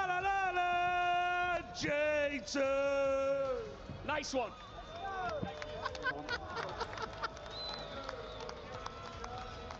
Believe it or not selling alcohol in the venue. No, those boys have just got the passion de la beans. Which I don't know what language that was at this point in time, but yes, we'll be hearing from the Beatles shortly. Their lawyers will be in touch. What a time it's been here at the Esports World Cup. One of my favorite interview moments of Ian going, keep it clean, and the guy's so ready to talk. Yeah. Oh man, what do I do? Backs up. What do I do? Not caught in that pretty little head. That's the most challenging thing that's happened today to that lad. Oh, thanks to the boys for pulling up. What a brilliant showing so far. But we're going to lock back in. Time for a Sake hardpoint. Heretics, not bad whatsoever on the weekend. Those stats, yeah, those stats are pretty good. That's not a bad look. G2 as well, they've shown us some goods here. Heretics, no chance after a map win like that. Possibly, certainly going to be a for the team. You're on the roster, undefeated record. You're up 2-1, feeling good, and we were talking about how Rancor watch out after the map too. Metals makes his appearance to the lobby. There's a lot of players you got to be concerned about, but as far as the opening breaks go, hey G2, Envoy right through. Wow. They find yourself sometimes hard point ticket. Dylan Envoy comes to me, speaking words of wisdom. Give him 3. He only got 2 that time. But with 30 seconds to party here, G2, this is a very, very solid looking first P1 hold. And again, the kills are outrageous. This is a sensational start. 7 kills in a row, 8 kills in a row. Not too shabby. 9 kills in a row. Come on, this is unbelievable. Did they switch sides? Can we get... Let's go. What in the devil? Ain't no way. 10 kills in a row? Ain't no way. Finally stops it. Finally stops it. Super's finally stopped it. Oh, apply a tourniquet. These boys are bleeding out. That might be the best opening break on Sake we will ever see. We've got a day to make better. But for now, that 38 and climbing to the 3. Looking at the T2. Jeez. It ain't bad for G2 on Sake. Good lord. Nasty, though, does get caught, so now you're going to be very softened up on this approach. Beans can feel the heat. Great hit-fire shot, though, for the one-shot man. Gonna try to get down low, and Beans right now, the wrecking ball, but finally gets run over. 1v1 for the bread on the time, and Nasty, his back is exposed. Turn too far. He's going to get traded out, and this has just been a gauntlet of a fight, but G2 do come out on top. Envoy trying to play the close corners. This is, again, for any and all criticism we have of gameplay, the hardpoint time has been sensational for G2. In all of this chaos, they have managed to find 5 seconds here, 6 seconds there. Contests being ended rapidly. P3 now on the far left-hand side of the map. That's what we're going to next, and that's where the Heretics have got themselves set up. This is their best shot at getting back into this game quickly. And wow, amazing timing there for Real on the respawn. Ends up getting right towards that new time, so a very difficult approach. Heretics, all 4 players going to be stood tall defensively, and Envoy, he's going to rejoin them in the respawn. G2 so far away. This is the beginning of the comeback right now for the Heretics.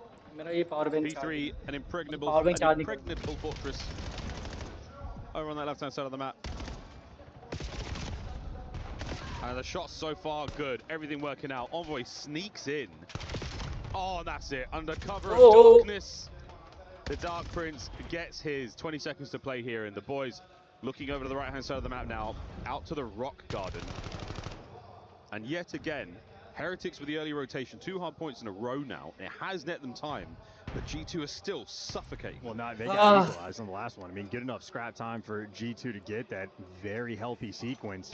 And Envoy obviously able to take that's a great pickup by Heretics. You see, swarming around that right side of the map, every single lane covered Real, gives you the extra kill. That is 12 to his name. So with slowest Heretics started, at least the guns have started to heat up. Oh yeah, wow, they bring Rancor down as well. Pressure on the last man in Hill. Surely overwhelmed indeed. Now the setup for G2. Heretics picked apart there. Able to get into this fight as quickly as possible. Shots there as Nasty's head doinked off. The rest of the push now continuing. Super. Quick contest. Can Super find 2? Gets by with a little help from his friends. Not too shabby. Well, no towards the end. ये क्या हो रहा है? कोई rotation out in the plus column on the time, but not nearly as much as they would have. Still going to be down by 40 going towards new. The Heretics, this is now 3 hills in a कौन row नहीं आ रहा on the है बताओ मेरे rotation. को कौन This नहीं आ might रहा है be where they earn their money. And they're clawing their way back into this one. And truly 1 point at a time. Will this be any different? Rencor with the corner. Force free dead. And look at Metals now on the dance. Lovely shots. Envoy and Crimp gone. Hard point back in their hands. A fast hit here. भाई ये तो मैं खुद नहीं समझ पा रहा भाई क्या प्रॉब्लम हो रही है. barely got to the ground. The next wave of G2 players being pressured as well. Metals, look at him fly. बड़ी बुरी चीज है ये. हाँ यार. Oh boy. Inten are passed over. Any guns at the ready? Yes, Real is. We're still fighting tooth and nail. G2 have been shut out here on the last hard point. Yeah, they have slowed down. Actually, India में ना ये है India की team खेल नहीं रही इसके अंदर. EWC का टूर्नामेंट हो रहा है WO7 का. इंडियन की टीम कोई खेल नहीं रहा है. वो इंडिया के बंदे कोई देख नहीं रहा है. तो मैं बताऊं. अभी PUBG का चल रहा है तो PUBG में कितनी सारी वॉचिंग चल रही है. PUBG में बहुत लोग व्यूअर्स बहुत कम देखते हैं. Unbelievable. The lead has changed. Back to P1. And back to G2 कल भी दो तीन तीन से करो last hard point folks with 250 to 220 on Gridlock. कोई आएगा भाई देखने. Battle. Will this be आएंगे बंदे. It's looking good. Swinging around, super good for 2. Metals for the next one. A 4-man wipe exactly when you need it. They got the right side spawned. They're forcing me the dagger super. Just waiting for the timing. Ends up getting caught, but this is still going to be good P1. So दो बंदे एक साथ दोनों बंदों ने एक साथ चौको दिया. Getting steamy here on Sake. Up top yet again, the pressure now on the Heretics to be pushed out. G2 managing to salvage some this time. The lead yet again, changing hands. Wow! Beans. Holy free holies there in the feed. 10 seconds to go on P1. P2. The dancers on here. Trying to chase down an errant Real. He's still at large. Finally got him. Now guns to the front. Here comes Nasty. Oh, it's going to be interesting. India का बंदा कोई खेल नहीं रहा He's इसके अंदर long इसमें. enough that he's going to तो ऑडियंस को क्या ही देगी. Bean. So Bean very out of the खेलते हो. picture, and that means G2 don't have the extra men. So hey, some dance moves from मजा Real आता and है. Heretics breaking through the front. मजा आती है. मजा आती है. Crimp and Beans, the southern delicacy. And now the nades from the backline and Nasty. कोई नहीं आ जाओ कल की है. Stuck in the middle.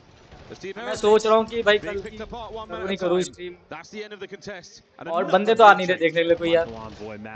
तुम बताओ उसी टीम कल फाइनल है. 19 and 17 over a minute in it. He's collecting kills like everybody's one shot. इस मोड का फाइनल है. To work for it, but बंदे तो आ नहीं रहे देखने के लिए भाई. ऐसा लग रहा है जबरदस्ती कर रहा बंदा. The back-to-back sequence. And overall, halfway 4-5 घंटे लाइव करो for G2. 20-second lead, and I gotta be a little bit careful on this rotation. Don't want to be the first players to fall because when you die, you spawn out at the old time, and you got to download करना पड़ेगा the map. Heretics, another P3 hold opportunity. Real has so much space. Last go around, we did see the break. A reasonable break. Heretics was not perfect, and we might be looking at another one here. Wait a minute. Yet again, somehow finds his way through on the timing. Fiends and Nasty with a kill. Man down on early break. 15 seconds is all you managed to get. And the hard point now in the hands of G2. The lead growing. I mean, Envoy just taking ears off along the way. I don't know how he managed to get involved. He did it on a solo mission, and now he just gets to roam free. Hang out down low, dance by the van, does get taken care of. And now you're going to break. I mean, this is break on break. How fast this game has become. Oh my god, the defense. I mean, the tiniest little playing the saddest songs for these players getting broken over these hard points. Final few seconds. It looks like the Heretics will tip. G2. The wide outside we go yet again. Perfect shots from Kremp on the back line. Another man to deal with in a moment. But for now, they're still holding. Can Kremp go on the backline battle? Beans joins him. Heretics unsuccessful from behind. What now to the front, and they're winning the fight there as well. Yeah, Kremp is playing his angles perfectly. Don't want to want to hunt down the one-shot kill, but he is disappeared, and that might cause nasty. The break again. Views उनको कहते हैं कम से कम कि अगर 500,000 के तुम्हारा views आ रहे तो उसको इनको views attack here from G2. Heretics have got to fan out. They've got to manage to get these kills decisively. We're going to look at another. Metals on a 5. Here we go. The contest. Down. Oh, it might be another. Who was this still? The feet are in the sand and they're digging in. Heretics survive. No break this time. But the Suns and Names over the top. No trophies yet. And watching this series, I just have the thought in the back of my mind that Metals might be the most underrated player in the league. He just finds ways to make heroic plays, keeping his team alive, nearly tied up going into new time. And look at the only man for Heretics attempting to rotate. It is Metals versus the world, but overwhelmed. G2, they have the extra bodies. Beans from the back. WATCHPARTY Super trying to find entry through. Well, absolutely spat on. Envoy from time. Heretics still trying to fight their way in. G2 have kept a healthy lead. No one in the kills department going too crazy. It is a well-oiled effort. It could be another break now for the Heretics. Oh boy! Metals for 3! Breaks good. I'm telling you, man. And now you got to keep it going. This is looking like it might turn into a P2 finish when all is said and done. You want the extra lead, and you want to get it on this hill. Heretics right now delivering. Fantastic shots out of Super. And now Discordance coming through for the G2 camp. Heretics have taken the lead. Desperate for something to happen here, but no, look at that. 3 in the feed. Hard point now, going to be going over to P1 yet again. And the scrap time goes to the Heretics. What a dire moment as G2. Last chance for them to fight forward here on Sake. And with the score line, Heretics are going to have all the pressure because they can win it on this P1. If G2 make it interesting, it is going to be a crucial rotation. So 2 battles, the battle for the time and the battle for the right side spawns. Well, here's the battle for time. And so far, relatively even. Rencor with the M15 up close. What a snap, Rencor. And there's Real on the pinch. It might be done. Last chance. Heretics holding, identifying the spawners. Super with shots at range, feeds, Metals another one, is 28th. And no one off time right now. Rencor on the back pedal. Over to the hard point, again we go, and here come G2, and there go G2! Krem, can he find a kill? Buy his teammates the time, it's not gonna happen. Desperation plays now. Heretics, oh! Out for a second, but there we go. That should be that. 3-1 Heretics so far. If it were a best of 5, it would already be done. Heretics would vamos their way off the stage. But there is a ton of money on the line here at EWC. They still need another map. 100K plus would be the bonus if they get another map. These Heretics players can taste it. Close. 1 map away from the Heretics advancing. I'll tell you what, they are feeling very, very confident right now. I mean, this is a warm team. This is a confident team. This is a team that is executing a massive, massive kudos to that Metals. Time and time again. He is that guy, pal. He is the memory maker. EWC is the final memory you take into the old scene, and Metals is making sure everybody needs to know how good this guy is. He really is something. What an unbelievable map he had. You call him the most underrated, one of the most underrated players in the league. High key, man. Yeah, no, really. I think of that sort of like astronaut meme with the, the guns in the back of the heads, and always was. Always was. Always was. All right. Always was indeed. Over to Mr. Bucket and the studio. Thank you very much, Miles Ross. As we take a look at some of the big multi-kills, Rancor was involved. You see that man Super laying down some multi-kills in the final 2 minutes. It's a team effort, and you heard him say maybe Metals is the most underrated player in the lobby. I've said that before many, many months ago. He is, and we've talked about it. When it comes to this specific team in Heretics, they have a lot of firepower behind Real, Super, Rencor. They're all crazy shooters, so Metals is able to kind of just be this play and fill it for them, fill the slots, do some of the dirty work, fly in first. But we've talked about it, he is still a professional player. He's still one of our greater SMGs, and when he's on one, it is very difficult to take down this Heretics squad. Andy, it's been really exciting to watch this squad. Let's talk a little bit, though, about the fact we expected them to be good in hard points. Did you expect them to win the overload? Mixed bag on that one. I think both teams here, pros and cons. I think that you are seeing what it is, to go back to him, generational series out of Metals. It feels like the impact that he is having is insane. He's often a scapegoat for the team, but it feels like he's the one often playing for the win. Just kind of like, okay, the side's still going to do pretty well. He's putting his body on the line. Yeah, he just doesn't need to do the big damage the rest of the guys do, but when he does, Yeah, when he's popping off, he's very much so having himself a incredible impact out there on the map. But not just about him, Real as well. Feels like he's hitting plays on transition. He's very much so controlling those rotational moments for Heretics, locking down and just throttling G2 into the deck. Ali, I'll be honest, this is a massive series for Real because I thought his career was on life support after kind of bombing out at Champs. So this is a huge bounce back opportunity for him, huge bounce back opportunity for the Heretics as a whole. Rancor seems to be feeling confident, but it's that right side of the stage. You see the smiles from Real and of course Super. That's the duo to look out for. This is the best that they have looked all year long. I mean, we talk about how they've been struggling on land placements. You know, maybe they'd have a couple of online stints, but when it came to the big events, they weren't able to show up. And so this is the Miami, I feel like, the Heretics, I feel like we were expecting at their best. Like when you think about Miami Heretics and them going against our other teams, this is the one that you were hoping to get. Let's take a look at two of the top dogs who have always been doubted if you watch their last 2 years. It's Envoy and Metals. 93 kills through 3 maps for Envoy, and Metals, of course, at 104. That I should say 4 maps. Looking at the damage, both around 12,000. What have you seen for their impact in game? I think Envoy's still having himself a pretty solid series. Yes. I think that there's, again, these are both players that are easy to scapegoat. You think about their careers, and they're often, if they're dropping a 0.8, 0.9, but their team's still winning, they're at the heart of that. They're very much so at the core of it. If they are performing above a 1, then they're very much so doing great stuff out there on the map. I think Envoy being on the negative side right now, he's looking to his teams kind of light things up. Feels like they've slowed down considerably, relieved a lot of pressure on Miami. And as soon as they start to build up their tailwind, they are a relentless force out there. Rosalie, let's take a look here at our maps and modes and tell me how you see the rest of this one playing out. Is G2 gonna bomb out of playoffs once again after looking so good in groups? No, because they should be licking their lips. Looking at the next 2 maps, we have set it up perfectly for them, making it to the distance. They now have double gridlock back-to-back. This is where they should feel the most confident in this series. And to be honest, G2 isn't really playing bad. I mean, the only reason they're losing some of these maps is off of some heroic and next level plays by the individual players on Heretics. So I think for G2, this is definitely their moment to strike back. Who are the gridlock players to look at?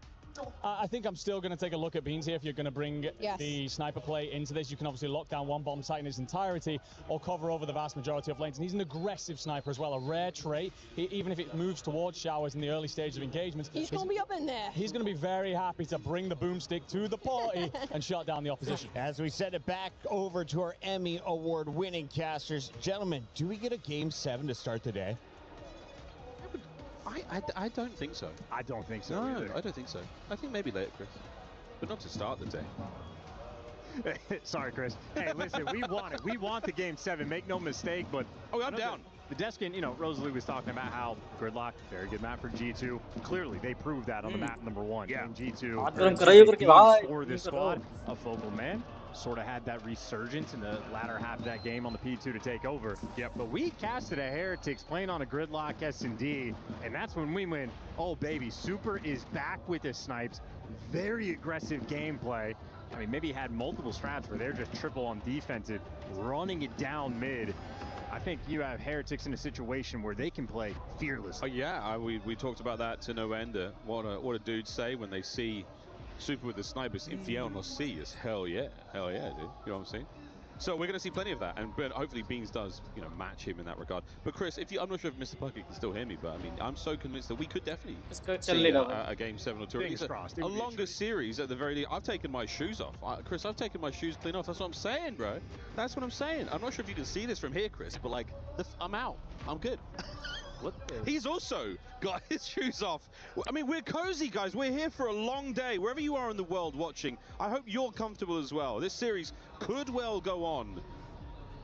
And then we've got 3 more best of 7s. This is what Celine Dion sings about all the time. Esports World Cup 26, Team Heretics, G2 Esports. There are several people in the crowd looking rather alarmed at my feet over the desk, my bare feet. They're not bare. You're wearing socks. Those are gamer socks. They're real gamer socks. Not going to mention any more than that. Yeah. We've learned a lesson. Yeah. What energy drink? I have no idea. Yeah, family-friendly, nondescript rock and roll, ladies and gentlemen. But very close to, if not in the game now, folks. The fist bumps have been met. Skin contact from our players. That means it's now time to do battle. Search and destroy on gridlock. Good luck, have fun. And I would love to watch some Super off rip. I think he snipes. I think he takes over round 1. I mean, pick your poison. Metal's had a lights out series. Super has the snipes. Rancor had the 1v3 in the round 11 to put Heretics in this type of position. And on the flip side, I mean, listen, Envoy dropped double digits. He was pretty on point. Kremp is yet to have that sort of pop-off moment that we have been accustomed to. Keep that thought in the background. Beans will have the bomb, a 2-2 split on the attacking end. If that bomb is leaning towards B, Real the only defender doing a little hop check for the intel.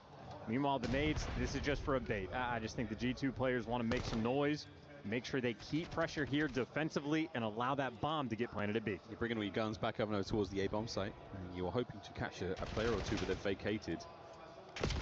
That's a big win from Krem early on. That's going to get another defender out. First blood. Rancor's measure across the threshold. Mid-map, and he gets gunned. Oh, wow, what a trap. G2, they have played the Heretics like a fiddle. That super takeover from this caster, not even vaguely applicable. Yeah, didn't have to read them like a book. They just wrote the book on how they wanted Heretics to play. Controlled the action, controlled the re-wrap, for the rotation. I mean, everything just plays into their hand absolutely perfectly. Kremp, good for 2. Starts things off, closes the round out. And this is where the Heretics get spicy. Tried something now on defense. You were absolutely gutted. Let's see what their attack looks like. And then we'll really start to get into the weeds, into the nitty-gritty. The 2-1-1 here on the attack and super snipe. This is what I'm talking about. Start to get a little bit messy. As he swaps out to a different weapon, I'll just shut up. Yeah, just going to hard watch the pinch. His teammates working the B site. You have Kremp doing a little hop check for the information. Knows the pressure is coming his direction. And he does have 2 players here for the backup. So G2, they're ready for the B hit. Metal's even more ready. Just tiptoeing forward. Kremp's hoping that someone gives him it. Not going to happen. Yeah, and in the meantime, Heretics, they're just waiting for Super. I mean, he's going to be here on the perfect pinch, so Super might just break this round down. No one's going to turn for it. He should be able to get 1. I mean, the positions of them all here by the building. Oh, wait, it's lining up to look even better. Super from the hip. Good enough damage into several players. A messy emergence from the smoke and a 1v1. Rancor still retaining the bomb. Kremp long gone. Rancor is getting all of the work here in these clutches. And he's playing against Kremp, so he takes the angle. He's thinking this guy's going to run around, so he's playing the man. It's Kremp, he's going to fly at me, right? Surely. Rancor's running out of time. And Kremp, what has he done? He's just parked it in the middle of the map. This is genius. Rancor, shoulders. And that's it. As long as he doesn't die in the next second. G2 win the round. Take a deep breath. Nervy moment for Kremp, but plays the timing perfectly. Again, Rancor expecting Kremp to be roaming, expecting him to be flying, and that's almost like that standoff moment we had on the fringe between Kremp and Rancor. They're making the adjustments as the series goes on. This smoke play got a little crazy. You need 5 seconds to plant the bomb, and as soon as Kremp denies that, Rancor's only option for winning there is to find the kill. And Kremp out like a light. 2-0. Brilliant round. And another one over by the A-bomb site. G2 is a 2v2 over here by A and 2v1 at the B-bomb. This is a reversal of what we saw for the first attacking round. Nice. With Kremp at 2-0. I mean, just purely behind enemy lines. If Real ever gets spotted, Kremp is here ready for this kill. Such an awkward dance. Real just below them. As soon as that bomb's planted, we're going to see something happen. And here comes the reinforcement. Super now through the laneway. G2 वाले 2 match जीत गए 2 round जीत निकाल गए. Gets the job done. I was going to say connects, does more. And now Kremp hoping to pull this one back somewhat. He does. Envoy! Oh, what a G2 वाले तोड़ ले भाई. An incredibly clean dispatch. Stamps the rounds. Nice shots from Envoy, and you love the adjustment. Kremp gets in the exact same position from round 1, but now he knows that he's conditioned him. You see Real down low, looking at those steps, ready for him to soar up top, so he just never overcommits. Kremp plays it way more patient, and that is not what you expect against a guy like Kremp. You expect him to fly, you expect him to soar. G2 have conditioning their opponent. You've primed them, you conditioned them, and now you mess things up. Beans looks like a snipe on NPC now. It's thinking we're going through mid. Smoke here on the A-bomb, a complete route. We're going B. Well, number 3 stands tall, so Nasty, he has the trophy. He feels the pressure, and he does have the support in Kremp, so that initial bit of noise doesn't change anything. And now Real in the pinch for his team is going to be dealing with Envoy and Bean, so a lot of action all over the map. Real gets his one, gets away, but does get traded out. There you go. 3v3. Now turn your attention to the B site. Now you know there's only 2 players there on the B-bomb site. They are working in tandem together. We're going to see this plant in this perfect 3v3. Beans, rendezvous now with the lads. Try to make this retake happen. Metal's playing the close corner. Renkor on the flank. An M15 in that position, so he will still be effective. Metals, sensational. Over to Beans. 3v1. Not a hope in hell with NPC. Nice. Heretics, good round. Did you see that for Metals? He got his 2 kills, put his controller down, and went for the fist bump. So he's like, hey, yo, man, round done. We're chilling. Do we have a replay of that? That's a legendary moment. He did not count the trace. Wait, here we go. Look at it, look at it. 1, 2. Yep. Nice. Hey, we're done. No, no, no, no, no. No, we're still going. My bad.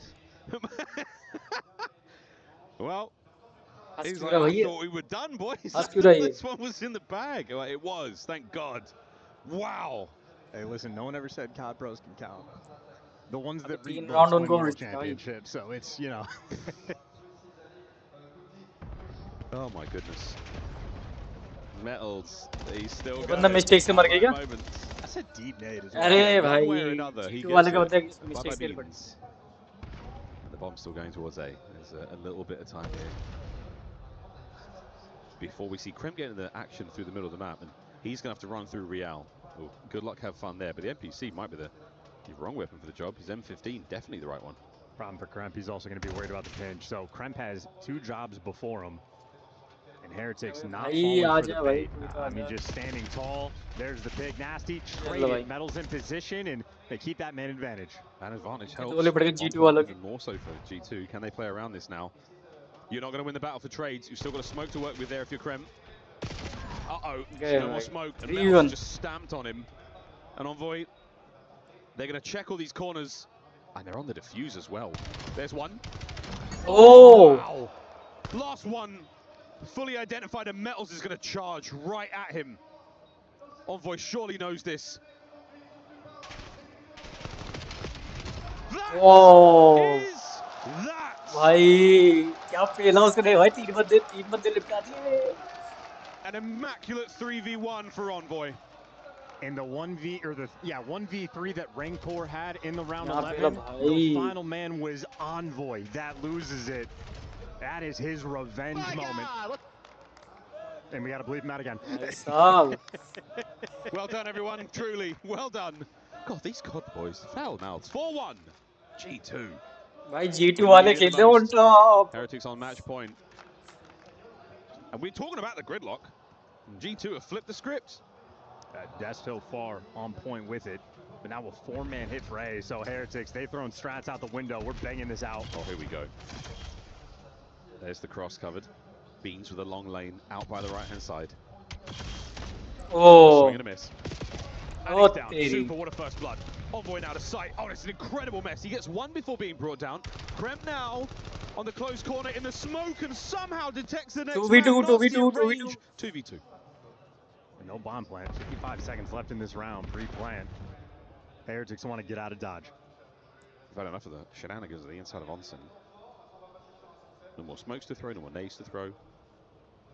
I love the sneaky play here. Real's going to remain on site. Yeah, no one's come through. Wait. Bomb's now making its way forward. Will G2 stand here? Oh, goodness gracious. Maintaining this position, preventing that bomb being planted, keeping the timer running. Oh. We're getting squirrely. Real trying to go. घुस गया. Nasty's got to retreat. Nasty's got to make a run for it. He's down. Nice. What a patient play. It pays off for the Heretics. Out teamworked. Heretics simply better in that 2 versus 2. I mean, Real gets reduced to 10 HP inside of showers, but just a passive approach from the G2 players, and eventually overwhelmed. Oh, and you see that? A little bit of body shots coming through. Took down Beans. We're chirping in and out of game.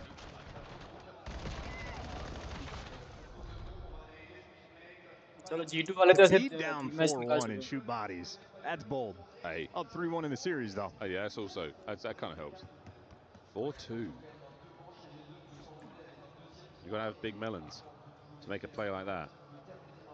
The problem with the big melons is they're easy to hit. And G2 just says anything you can do, we can do better. A 4-man stack on offense right towards दो match इनको और निकालना अगर निकाल पाएंगे तो ये Stun connects, but Envoy gets the bomb down and it's bomb, the good bomb. spot. That's a great bomb लगा रहा दिए बंदे ने nice trophy bomb players, planted. I mean that trophy's very shootable, but any of the nades that make their way over the top, if there are any left, they're all gone. They're not going to meet their mark whatsoever. Here we go. Find a corner, any corner. तीन बंदे आ रहे, तीन बंदे पूरे तीन एक बगल में आ गया ले nice. Envoy good for one. Oh, second one worthy attempt. Krem, he and Beans. 3v2 है. Playing the tight 3v2 है. they can and निकाल साले को. are surviving. Down. Real. 1v1. Oh. भाई फेल गया भाई लौंडा. बहुत Look बढ़िया. at those smiles. They can feel the Nice, G2 nice. breakdown. From up 4-1, बढ़िया. they got the first blood. They get the extra damage. They get the trades. And then Real just calls it. इसमें तो वो चलेगा भी नहीं. अगर flash इसमें add होता ना से. And क्या nasty, पीला भाई that बंदे. last man standing, slammed. Oh. ये What a चिल्ला moment. पागल हो गए. दोनों एक साथ चिल्ला. It's the rule. I apologize. पागल भाई. 4-3. Wu-Tang forever. 4-3 भाई. अभी भी इनको दो मैच से निकालने भाई. What an unbelievable. अगर ये G2 वाले एक मैच और जीत गए तो इनका खेल खत्म है भाई. That Spanish COD, it is blistering. वो नहीं बम कहाँ फेंक रहा है? It's a thing of beauty. Now यहाँ पे नहीं बंदा, यहाँ पे नहीं है. इधर. At the charge here, Envoy the only man here. पक्का सुपर हो गई. सुपर साले स्नाइपर चलाता बहुत. Oh my, I think he might have seen his toes. Aim तो पूरा इधर ही कर रहा है. Here's the wrap. Double pinch. Rancor, big responsibility. Put himself in the prime position, but the timing might not pay off. आजा. एक गया. ये बंदा देखो बढ़ गया. Envoy now still to the front. Oh, what an unbelievable kill. And Super भाई साहब क्या किल कर रहा भाई. barely misses. Stuns now over the top. The open tree space to play with. 3v2. G2 still with the man advantage. पीछे से गया. 3v1. खत्म भाई. There's the defuse. G2 वालों की फील्डिंग सेट कर दी भाई. What the hell is that pistol shot? Kremp is disgusting. Yeah, that on the fadeaway. Good round though. That's the momentum killer. They absolutely need that one. Incredibly impressive work. I mean, that kill was gigantic. That was something. And here comes. Oh, maybe he didn't full heal. Okay. Even still. Look at that. Goodness gracious. Well, the Heretics for the moment to compose themselves. That momentum lost to a degree. 5-3. Not an impossible place to be right now for the Heretics. 5-3. 3 G2 players now making their way towards A. Oh dear. It's all the worse now for the Heretics here on Gridlock. Another double-digit performance out of Envoy. Okay, nasty. Chokes again. Yeah, we're going to get rid of that button binding. You're going to hold the knife input these days, eh, boys? Seen plenty of those. So the stack here on that A-bomb, an opportunity to get the plant down. The rest of Heretics, they are going to mosey their way over quite slowly, but they can take their time because G2 are really expecting this to be far quicker than it is. Losing the pinch, guys, just a loss of confidence for the team. Here we go. Bum लगा दिया. Spotted out, and Beans, he's out of position. That could have been a kill, and Real's instead found his first, and he's now evicted Beans from the site. Krem's doing it through the smoke, checking the bomb. Oh! And he's down, and it's over. गए भाई. Rancor on the defuse, and the Heretics' momentum shifts back into the lungs. I mean, dude, that's a checky round for G2. Apologies for the Call of Duty lingo. 5-4 हो गया भाई, 5-4 हो गया. Yes, you do. Much, but I mean, seriously, we pull out our knife for the 3v3. If you're sitting next to Nasty at the desk, you're just watching him snap his head back. Then you're not confident to plant the bomb. That should have been the freest round in the world. You should have been able to call game. But then the G2 players did not stand tall. They back out of the site. Then you're forced to sort of get back in the mix for the retake. That is not a pleasant round. 5-4. 5-4. Heretics are still playing for the win in this series. Can we see another gridlock after this? Super. As of yet. Holding on to the snipe though. B-bomb site is going to get a little bit more love here, some more reinforcements. But they're just more targets for him to work with. He's playing the close box. There's players above and below. And if they wrap back towards the A site, will be the lone defender, but that does not look like the commitment. So Rancor watching the pinch. It is guns forward for the B site. Heretics making their move. We're hoping for Super to find that opening pick. Shown as of yet. G2, a wonderful job. Just to conceal themselves right now. Stay in cover. Real, this is an incredibly challenging gunfight to win. More than anything, it's just buying that time. And the flank still being watched. Envoy is now getting to work. Such a nervy moment. G2 creeping forward. Bomb planted. Real trying to pounce. Oh dear! But his collapse is falling to pieces, and now Rancor is alone. He can't stop the defuse. He can't stop the thing. G2 take the search and destroy. They got that. Hit the reset button, take a big breath, and know that they get to stay on gridlock. They won the hard point on the map. They won the search and destroy on the map, and they will see it for Overload, looking to force that map 7. Spicy moment again. None of us caught the perfect timing of those G2 players to kill both of the defenders, or both of the attackers rather. We'll see something in the replay here. Real swinging for it, but Nasty shows up at the right time. I mean, look at the damage alongside there it was. From one man to another, perfect timing on the kills. Heretics just could not react. He doesn't elect to go all the way deep. Envoy instead cuts through the middle of the map. He denies that long, deep pinch watch. Rancor out of the play the entire way. What a superb bit of COD there from G2. And the crowd not on the side of Heretics. Unpleasant words they are using for the chant of breaking out the drums. Keep in mind, this Paris crowd, their hearts still in Envoy's favor. They're going to be rooting for G2 in this series to make this comeback, and they just need to hit the mental reset, get refocused, and they'll be good to go. That first Overload, though, it was a medals masterclass on the Den. Set pace was the Titan in the lobby with his 35+ kills that he had. Truly set that tone. 0.6 gang for life. Hell yeah. Hell yeah. What's the French for hell yeah? Let's find out. Staying on gridlock, we're going to a very, very tasty game of Overload now. Gridlock chance, a late addition to the Black Ops 7 year, and a very unique map for Overload because we only have one EMP spawn. And very much a map where it's not a spawn trap per se, but you really force that spawn out over towards P2, and you can set up the blender and just put a team that's spawning on the left side of the minimap in a very difficult situation. So you can run the score up, and that just means it is a delicate battle. Never want to be the team that goes 4 down. Any opportunity to get those rally caps together, need to make it happen. And in terms of the development, I mean, not just medals with the pop-offs, but Heretics making really intelligent plays in the first Overload. This is a map we've seen develop. Some of those sort of tricky caps when you're pushing through the shower side of the map, and then you just cut it right through the middle, down towards Broken, and sort of finding these fancy routes. Very difficult to orchestrate, but the teams have absolutely gotten better as the year goes on. Well, it's Saturday, final event of the year. Only 2 more days left of COD to be played, only for the victor. Still, just a map loss away. G2's year is done, and Heretics had 100 grand plus into their pockets. It could be, you know, Pucker was asking for that 7. We could be going the distance. So, quick update for the linguists. I won't be saying hell yeah in French because all I could find was like super vulgar. And I know the swears because I went to school and I learned the swears. So I won't be saying that on broadcast today. Sorry, chat. I know we all wanted to learn together. But you could put all sorts of vulgarity in the chat. You and Draza getting the same education. We are, yeah. I mean, that's how we roll. You can let it rip, chat. You're just going to get moderated. I lose my job. 36 kill. Nice. Haven't so far. You've taken some risks.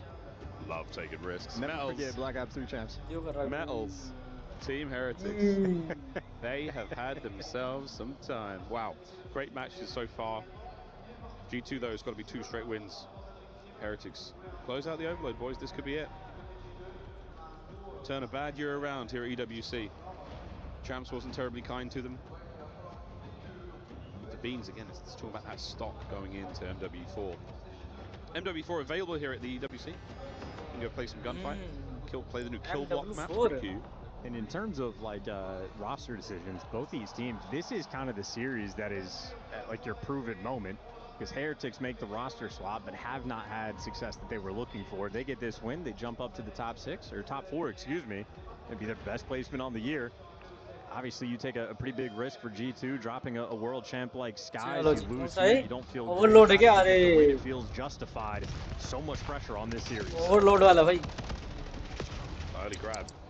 You pay the iron price. Bhai score karna padega. Homeboy's 2-piece upstairs helps Real Finch. He's going to get only so far with that.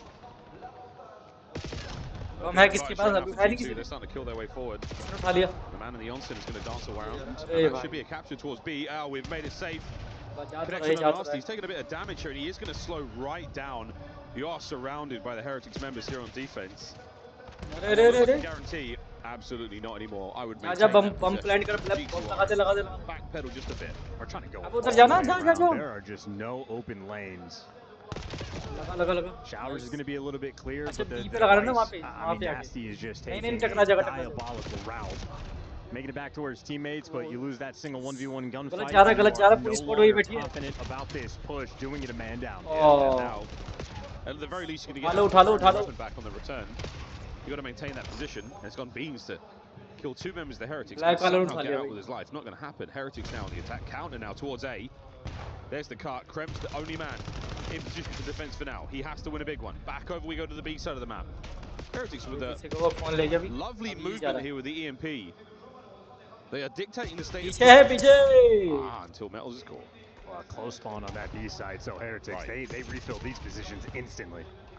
That's a very frustrating moment for G2, but good news though, Nasty managed to get to the side door. He's holding them at bay for now alongside Krem. Managed to get through.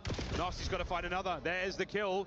It's Krem. To be a run from Bees. Can he get going? The slide. Yay! Over the line. Pixel perfect. Shout out to the PF Flyers. Those size 12s on Beans. Good enough to get that extra edge. Wow, you got it. How many of those have we seen through the year that don't quite work out? Unbelievable. Well, mid-map Metals. He's a menace. Look at him. He's a menace. EMP still hanging out in mid. But Metals is a menace. These are good kills. Raincourt. Oh, he nearly makes the best of a bad situation there, but towards the bottom side of the map, Real, the front man. And so far, so good. Krem. Oh, the flying blade. Is it enough? Nearly. Nasty for 2. EMP dropped. Have we saved the day? Next wave of Heretics still on the way. You can see how much pressure they're trying to put on the mail room. Nasty gets the big 2. Trying to be the savior of the team, but now Envoy's going to have to be the savior. Super trying to cross, and he never actually did a device reset towards mid. A similar thing happened on Den. Heretics 0.1 seconds away from likely tying this map up. Dios mío. It slipped from his fingers quite literally. Well, you swing it in now, Heretics. Back to the starting block, and they're on the race. Looking for the mid-map kills. Gonna buy that time. Showers is gonna get banged. Mel's is here. इनको तो क्या करना चाहिए जैसे बम उठाना सारे एक साथ No more in that life. G2 mid-map. Where are they going to go with the device? Well, maybe nowhere. They're just getting shot in the back, so you're not going to feel comfortable to actually pick this bad boy up.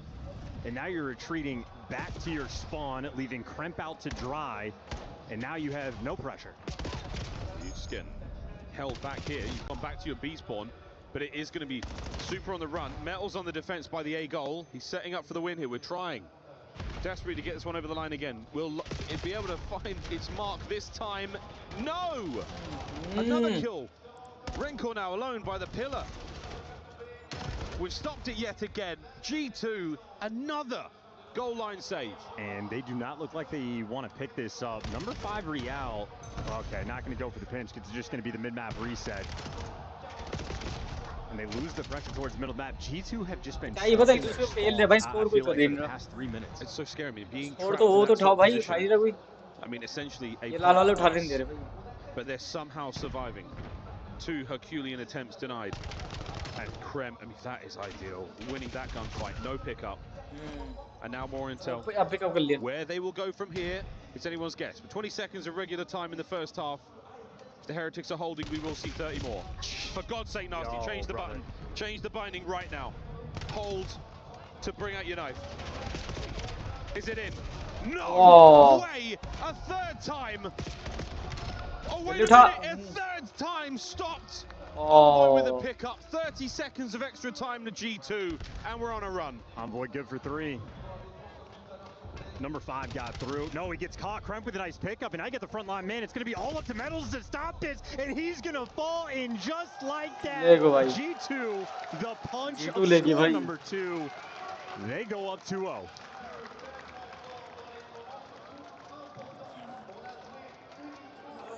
Three unbelievable stops. The Heretics' offensive line denied time and time again. And then in one deft blow, a goal for G2. It is impressive work. We're seeing it from G2's perspective. Envoy's 3-piece. I mean, that last one, so close indeed. 5 more minutes of play. Start, right bumper, right bumper, right bumper, X, down, down, down. Then you go to hold to melee rather than press to melee. Key setting. Yeah, key setting. I changed it and it cost me nothing but problems. And Nasty, we've seen it twice now on cam. 4K. They may be in the lead, but it is a thin lead at that. Let's go for a fly Saudi check-in with G2. It's super small. I'll see him small. I spawn left. I spawn left. He's definitely there. Yo, go left. Go left. Yep, I'm a pinch still. Here's your 18 on me. Yeah, middle pinch. Dead. One shot. And one post. Two there. One post. Yeah, I'm pitching deep. Kids. Post. This one is still post. Guys. Give me 1 second. Post right now. Yo, do it. Post up me. Post. Watch out. Nice guy. He's on this one hole. Yo, play spawners. I'll go home.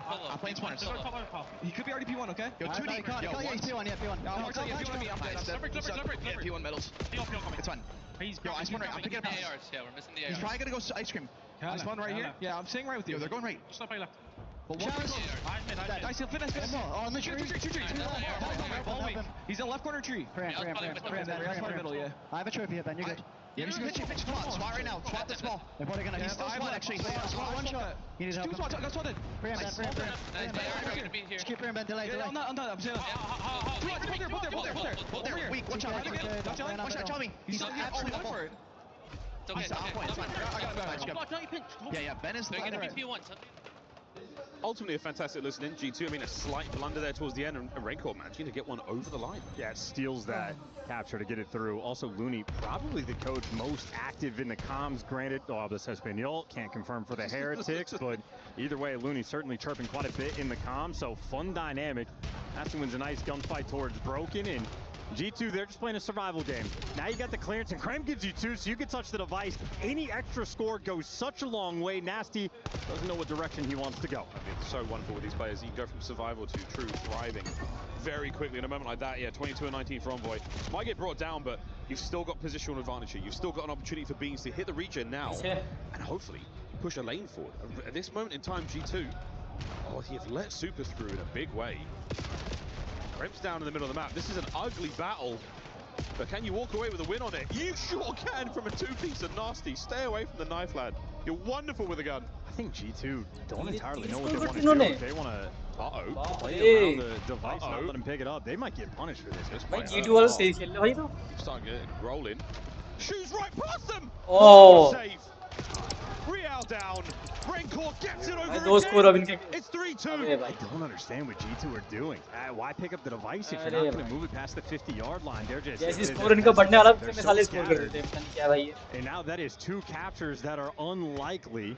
हो जाएगा ले जाएंगे भाई आराम से finds a way. It's starting to feel a little bit like the World Cup भाई पिटाई semi-final. कितनी Just गंदी the पिटाई हुई offensive is absolutely what you want to be going on right now for G2, but instead Heretics have taken every advantage they can possibly get. पिटाई तो And they बहुत are गंदी हो रही battling forward. B-Goal looking है tasty score करना है right score now. वहां से उठाकर G2 तभी to तो spoil it. Oh, what a nade out of Envoy for the nade out of Beans to cost him.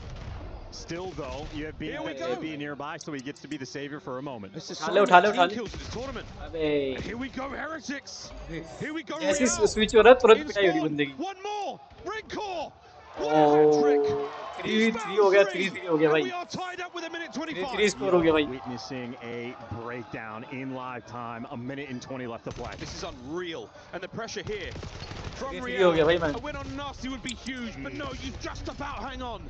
It's your fingertips, it's the tippy toes of G2 surviving right now, and they've just been pushed over the edge. Heretics again on the charge. They want to go. They've lost all the frontline blockers. Real's going to be showing this mid, and his teammates are playing mid. Yeah, they're going to have to hold this for just a little bit. See if they can pick up the kill. Another nade comes through for Beans, and that device down in a delicate spot. Super, the Overseer. Graham on the flank. Finds it. All four. Oh my God, G2. Have you just found the window to work with? Envoy has just run him over. With 40 seconds to play. Beans puts it through. Holy smokes, 35 seconds. We're going to have the reset. You got Rancor taking the wide route. Real going to be just a step behind him. G2, you just do not want them to touch. Heretics can still find a way here, 25 seconds. If they have possession, they will also get the extra time. Great. They got it. They got it. That's game. That is game. I don't believe my eyes.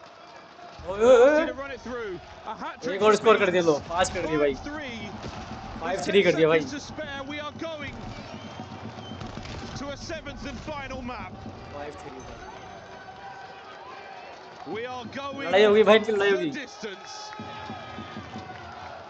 मोटा कह रहा बेटे मेरे से मत video Esports Team Heretics. One more to go. Game 7 to decide it all. It does not get better than this. Justification for either team for their roster changes. Everything on the line. The cataclysmic ending to the season for these two squads. One of them will fall here. Last map, a final map. And what a banging game of Overload that was. A sketchy game of Overload. A sketchy second half. And we were playing for the tight defense. The first half defense was unparalleled by G2. In the second half, you nearly let it run right down your leg. Hey, Destel, they were on point with the gridlock calls. We are indeed making our way to the end. Thank you very much, Miles and Chance. And what a performance by G2 in the last two maps. They've gutted it out. Just like you called, Andrew, we're going to that Game 7. We certainly are, my friend. And I tell you what, G2 got to be counting their lucky stars. In the S&D, it's all off the back of an Envoy 1v3. Dragging over that in this Overload. I don't think they played this particularly well. I think they spent a lot of time making nervy errors. But the Heretics had less bottle. They couldn't get it over the line time after time, despite plenty of opportunities to do so. G2 pushed it on all the way to that 7th. How did Rancor walk away with a hat trick there? Just on the chaos of it all. I think Enigma set up a little well. There was a lot of tiny mistakes, but I just think in that first half, both teams were respecting each other. They're playing incredibly slow, and honestly, it was bothered from the Heretic side because they were just trying to front push on a map like Gridlock and Overload. That is incredibly difficult to do. They needed to send more lead blockers. They weren't doing it. In that second half, and Metals decides, I'm just going to run it up mid. We're just going to go for it, and that set the pace, and I think that really caught not only Heretics off guard, but G2 as well, and that's why we got into that chaotic mix bag. A lot of people on camera talking about Bird's locks, and I don't get it. Can you explain why there's been so much drama on the stage between Beans and the other side? Does Beans just get this fired up regardless of the opponent? This is when Beans is best, whether it is as an entertainer or just when it's time to light that fire inside him. He loves the smack talk. He doesn't do polite and little perfect princess type stuff. He gets out here, gets in everyone's faces. It's brilliant. Ali, let's take a look back at the previous maps. We, of course, saw a double dose of Gridlock, and we will have a final Game 7 coming up in just a little bit. What was the difference, though, between the now Heretic squad going up against G2 here? So on the side of Heretics, the difference is the way Metals has been playing. Of course, we've named a couple of times now, and he has just been unbelievable. But on the side of G2, it's Envoy. I mean, he is playing at world champ level right now. That guy has the ring, and we all know why. Near the end of the season especially is when we get the best of Envoy, and he has definitely spawned in for this matchup, and it's been in every single game mode. It's been in the Overload, it's been in the Search and Destroys, it's been in the hard points. He has been their best player so far today. No, absolutely. He's an incredibly cerebral player. I love that you bring up the point that he gets better through the year, grows and evolves as the game dictates and demands. With the NPC meta and then the adjustment into bringing Beans into this team, I don't think he's looked this good in a long time. Let's take a look at what we have remaining after a double dose of gridlock. The fans that have filled in the STC arena, at least the first floor, will be treated to sake. We're going to a third Search and Destroy. This is the decider. Search and Destroy wins championships. Allie, what did you learn from both teams the last time we saw Search just 2 maps ago? That we're going to go the distance. I think I learned that on the side of Heretics, their in-round adjustments are great, but as far as those opening gunfights, G2 has been on top. Beans with that sniper with no fear, but Super's been pulling it out as well. I don't know many opportunities on Sake here, but I will say this map doesn't really favor either team. Andrew, 10 seconds. Give me the official prediction. Who is moving on to our semifinal? I went with G2 at the start, and that is not going to change after the bounce back in these last 2. We've got another game to go. For now, let's send it over to Ian and Lou for some action on the stage. Incredible scenes here. Can you believe, kicking off quarterfinal Saturday, that we're going to map 7 here in Paris. Map 7 ici pour la première game, je le sais, on le sait tous, vous attendez un match en particulier, mais mesdames, messieurs, déjà pour ce G2 Heretics, map 7. So Ian, the big question everyone's asking is, who's taking it? Now, before we discuss that, just a reminder of what's at stake here, of course, a spot in the semi-finals. Just a win here, just 1 map win guarantees your team $130,000. And you're right to ask the question, Lou, who's taking the final map? Is it gonna be G2?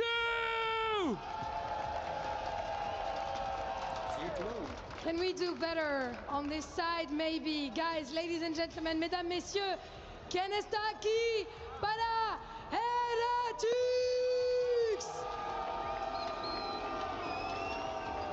I'm hearing some boos here. Let's try again, let's try again. Is it gonna be G2? Or is it gonna be Heretics? Yeah, that's better. That's better. Regardless, if we're all ready for this final map of the first series, Faites du bruit!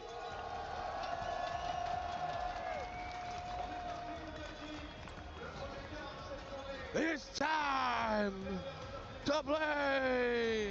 Game 7. Hell yeah, dude. Love a game 7. Hell yeah, brothers. How we feeling, chat? How we feeling? We vibing? Long day at COD.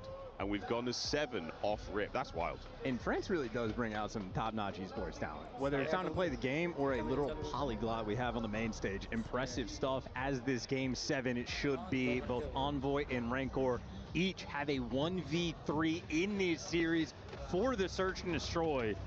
I mean, whoever gets a 1v3 in the old game 7 gets crowned the victor. Yeah, pretty much. Lou has 2 more languages we have yet to hear yet. She's got 5 in total. Yes, to be a polyglot. That's absolutely insane. Favorite Pokemon. Here we go. Fist bumping in for that. It was a joke. Porygon. I know it's Porygon. That was the joke. How many years we've been together? You know I don't know my Pokemons. Nintendo coming for me now. Here we go, boys and girls. I've made a lot of friends this weekend. And one really big bad enemy. To 7 we go, to a final map.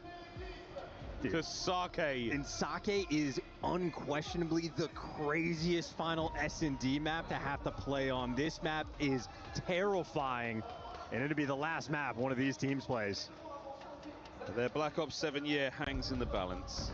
And now we leave it up to the COD gods to decide their fate. The first to 6. There goes Krem. And Krem will be gone from this round. Not ready at all. That outer pressure, I think he was expecting Nasty to have the outer lane, but a dropped ball moment, a man down. Envoy looking for a catch, but couldn't quite get it. Search and Destroy. Beans on the rebuttal. And look at the motion right now from Metals. He's desperately trying to find another one. Has he got the stairs timing? Is he on the side of that one? Nasty. No, we're going to run by. He's going to stay on the inside of bar. No more shenanigans here. And look at the setup from Rancor. I mean, if you're going for the full wrap, you got to be a little bit careful. The B site and also not open because Metals in the corner, and Metals gets the intel. Now Rancor can start to move. Envoy holding the door. The B-bomb plant. You're expecting the motion quickly. Man advantage now for the Heretics. Super. Oh, swings a little early, but his teammates there for it. Envoy now alone and gone. Heretics first. Starting it off right. Super with an absolute peach of a nade. He was doing so with the sniper. That is a very distant setup and a lot of trust in Metals inside the site. Does the right thing to get out of dodge, and also just a free first blood. I mean, Kremp was sort of like half turning for that check, but just not quite prepared. So whether he thought his teammate had the coverage or if the timing just doesn't go his way, tough to give away a freebie in a Game 7. Round 2, swapping sides. Heretics attack this time round. Renko will be our bomb carrier. B-bomb, we are overwhelming this one quickly, but the numbers here from G2, they've run right down the rock garden. It's a trap. It's a trap! Oh. Word to Admiral Akbar. And here another from Nasty as he makes his way forward. A tiptoe in towards that bar position is going to be devastating. Real on the close corner. He's got the push-through window, and he has the push through this doorway to his left. Heretics can sit pretty and let G2 make the mistake. Bomb's going to be planted once the noise starts to pop off. Real, it is just about his decision making. You also have Super distant in his spawn. Wow, Krem. 3v3. Oh, Beans as well. 3v2. What a fadeaway. Nasty looking for another. The timing is absolutely 3v1. sublime. And a sneaky Metals. Good for one. Out like a light. 3v2. Doubled it. Normally bad manners, but here he goes. Finds himself on the bar once more. And through the smoke, he's timed it wrong. G2 equalize. That's a good illusion with the smoke grenade to bait him out. Force him to come in, and a lot of traps being set in this round. I think that's good homework probably on the side of Heretics, ready for Envoy just to insta-hit this outer lane. Still Envoy nearly wins it, but sort of a fun moment, because even after that, I mean, this is a very quick 3v4 clutch for the remainder of the G2 players. Come on. Nasty perfectly times out that pinch. So far, so good here in Game 7. A moment of calm, a moment of reflection. Dig deep through the play of the rain. Remember a play that worked, remember a moment that felt right, a timing that went your way. Bring all of it to a game like this. A perfect 2-2 split here from the Heretics. And they're switching lanes. I mean, first time they had the double hit on the top side lane. Now Real is already going to be behind them. Beans is now turning to watch the pinch, but Real's the one that's found the space, made the entry, gets the first blood, gets the intel on number 2. Go for the smoke. Oh, down low, Metals. Nasty in the immediate rebuttal, and that's going to be Real again in smoke, in a spot of trouble. Nasty alone, 1v3. NPC to play with as well. Oh, that's great timing. Spots the next man. 2v1. There's the defuse. Super trying to make something happen here, and Nasty is not going to get given any information. Beautiful bit of work. 15 seconds to play, but Real jumps on it immediately. Bomb plant kar raha hu, bomb plant plant kar raha. He's checking. Nice. Heretics with a defuse. Yeah, Nasty's thinking that he overstretched it, and that is to a degree true. We can let Zuma settle that one in for the red card, but here in a Game 7 at EWC, final map for one of these teams in Black Ops 7, we'll do it all. Yeah, really. We're at this stage of the tournament, a stretch like that, this stage of the year. I think we keep a hold of that card going into MW4. That first week of practice might be a little bit rough for the Heretics. Dodge the nades, Kremp. Very quick down low bar, and Heretics, everybody's here. Nasty's about to get... He's going to get caught. Little bit of information. Stays alive, actually wins the gunfight. And Kremp also ends up getting that first blood, and the trades are good. And a 1v2 from Rancor. Insane that he has bomb in hand while this team is banging out the A site, but here we are. Yeah, here we are. He's going all the way around, getting his steps in. Now bear in mind, Nasty was on a 7 spree there. Renko, we're going to continue to watch him. Again, very diligent to check all these corners. No stone left unturned here on Sake.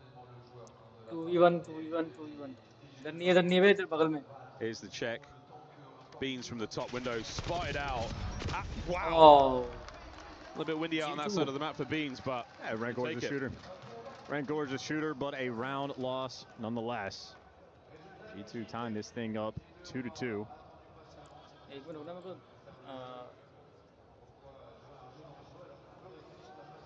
And I think defensively for Heretics, the thing we're going to be concerned about if you're a G2 fan, they've been very aggressive on the defensive end. First round, just 2 players from the top side lane. Next round, Real just straight through the bottom. They have been getting active, and I think for G2, it's been felt a little tricky to keep this map under control. It's a lot of that middle, the central building. The jump ups, the ability to turn a single player on his head like that. Oh God, and then you've got this to worry about as well. Oh, Super, a delightful shot to start things off. How close he came to the second, he will not be given a third. Not when he's shooting like this. Well, Bean's going to go pick up the bomb. The B side is going to get left open. Heretics happy to play for the retake when they have the 4v3. It looks like, yes, we are indeed. We're plotting B here. Trophy systems in play here still. Crimp should not be throwing that smoke, probably saving that for sort of next trade situation. But look at this position. Oh my, he's done it again. Super has done it again. Twice now on the map. Nasty gone. And Beans at a 1v4. He has got to stop that man from the defuse. Not a hope in hell. Heretics take the lead. Deja vu all over again. Super, basically the exact same spot, connects with the nade, and I mean, checking those common positions. G2 not making the adjustment and getting punished for it. Super, of course, also with the impact for the first blood. So we've had, what, a couple defenses for the Heretics where they're very aggressive with their SMG players. Well, this time is the sniper that makes the impact for the start. Nice! Plenty of options here on the defensive end for Heretics. Understood that. Maybe my Spanish is getting better. Just naturally. Feels so natural. 3-4 Super. Back over to Renko with the bomb. We'll see if this hits a little closer and a little quicker to home. An incredibly efficient Team Heretics we're seeing at this event. Words are nameless. Another first for Super. What a demon he's been here on Sake.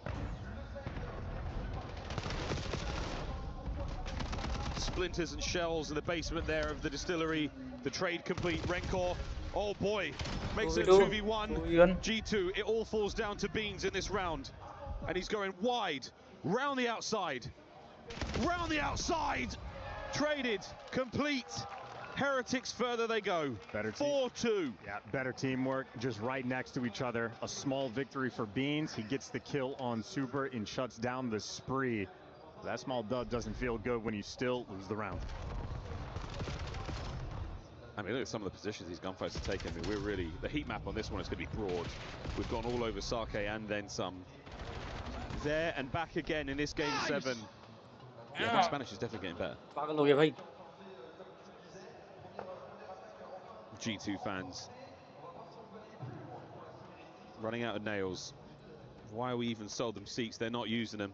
Been on the edge of it since the start of this matchup, and now they are on their feet, willing that squad to victory. A-bomb pressure, and Super with a diabolical angle on the attack. Oh, we've seen this spot before. Metals in the delicate situation. And Super, though, finds the snipe, and then you just pounce, try to catch the guy off bomb. Nesty, well, wins the gunfight, and he disappears in the smoke. So Nasty, he is doing this with the bomb, trying to run at the sniper. He might have found the timing. There's the damage. Super should be able to back away from this one. The last man for his teammate is the bomb. He's over by A. So Heretics can slow this right down, contain the position that they found G2 in. But Nasty's on the hunt, mate. Nasty's not giving this up. He's doing this all alone in this 1v2. He needs some help. Clock's still ticking. He's done it for a third time. God. A third time. On the Beans. No clutch. Match point Heretics. This is it. This is your moment. Nasty nearly had that 1 versus 3. Real drags that bomb towards P1. And he puts that seed of doubt in the back of your mind. Super, he's been that guy for 3 rounds in a row now. A patient metals, but a mechanical failure. And it's a game settings. You've got to learn yourself at this point of the season. We're turning that off for MW4. 5-2. Heretics, they can smell the win. They can get weird with it. Yeah, we are flying. Metal soaring out. You got the lead in the round. You can try to make these types of plays, but they get punished immediately. Super and Rancor left in a 2 versus 4, and Nasty's already taken the space. He's behind him. They got him in the pinch. And then they died. It's gone. Wait a minute. Envoy, he finds 1. He gets out with his life. That's unbelievable. Rancor down. Wow. Heretics. Jeez. Unbelievable resolve despite the attack. You get 1 more chance. It's never easy, is it? It is never easy at all. I mean, the spot you find yourselves in underneath the distillery. Heretics in 2 corners. Envoy managed to pie the whole space, kill this player in the corner, and get away with his life is unbelievable. Yeah, shout out Envoy. He struggled a little bit. He's gotten sniped. A couple first bloods don't go his way, and was sitting at about 1 and 6 at the start of that round. But makes the heads up play, and he got his 2 kills. Him and Gremp made their show of force. Still, though, these attacking rounds for G2 have been an issue. Heretics have just locked them down. Lovely nades here through the middle of the map. Not as effective as we've seen on others. Den throughout the season. Real on this incredibly close spot is somebody there to watch. Again, so many things to worry about here. Bomb plant, smoke to obfuscate the play, allow for that egress from sight.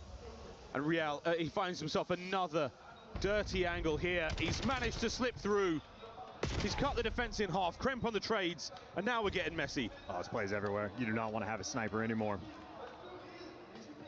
He's going to go wide. He's going to run into crimp in a second. Rancor spotted out, down low. Trying to keep track of Rancor and his attack to the bottom side of the map. Now that's over. 3v1 with a bomb planted. Super, what a task this is. Lights up a dead body, and G2 string 2 together here at the 11th hour. They kept it stock and standard. Default B bomb plant. Spread the map, have the coverage. Real sort of finds the timing to make that play for the first blood, but everybody else just a little bit too slow, and Brent made a play over towards P3, P4. Real's opening infiltration. It's a great check. Great check. And Envoy there, he watches the flank later on. This is the kill onto Rancor, so it was a long battle. You know, really a battle of the minds, of the wits. 5-4, Heretics, and still 1 more. 1 more for the improved cash prize. And this is starting to feel impossible for G2. Nasty's looking to make the play.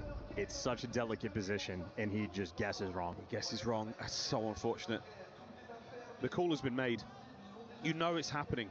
Over by the A-bomb site. And for one last time here, G2, it has got to be magic. Nasty on the check. Good for 1. Gets away with his life. On the other side, it's Envoy. Finds success. No chance on the second kill. Now to Nasty. A 1v2 to stay alive. To the warehouse. And it's over.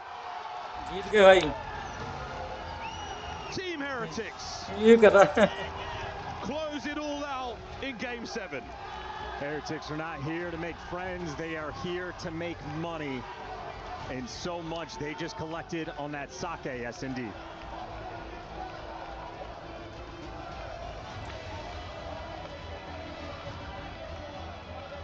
Anyone's guess as to what the conversation was about there with Real. A single round given to a good plant, a good diffuse, or a stretch, however you look at it. But regardless of that, the Heretics, some of the best COD they have played all year in that series. In front of friends, fans, and family. That is a great win. They got their band back together because they needed in the late half of this year to have some success. Well, still for them, more Call of Duty left to be played. They have made it to Sunday on their quest for, hey, a little bit of that extra cheddar. A little bit of respect on the name. I mean, what a season they've had, such an up and down. So much in that squad, so much possible, so much potential. And it's on stage. Rencor is alongside Mr. Ian Chambers. Oh man, I mean, what a way to kick off quarterfinals here in Paris at the Esports World Cup. Rencor and Team Heretics back in a semi-final at the Esports World Cup. That felt intense. Yeah, it was a fucking ruler, to be honest. They are a really good team. We knew it's gonna be like a really hard match, but we got it done. Did it ever feel like it was slipping away at any point? Did you feel like you were gonna lose it? Not really. I mean, when we lost the first map, we just keep working on D because we prepare a lot to play that game mode on this event, and we were so calm. We knew that it's gonna be like a long match, and we were like calm.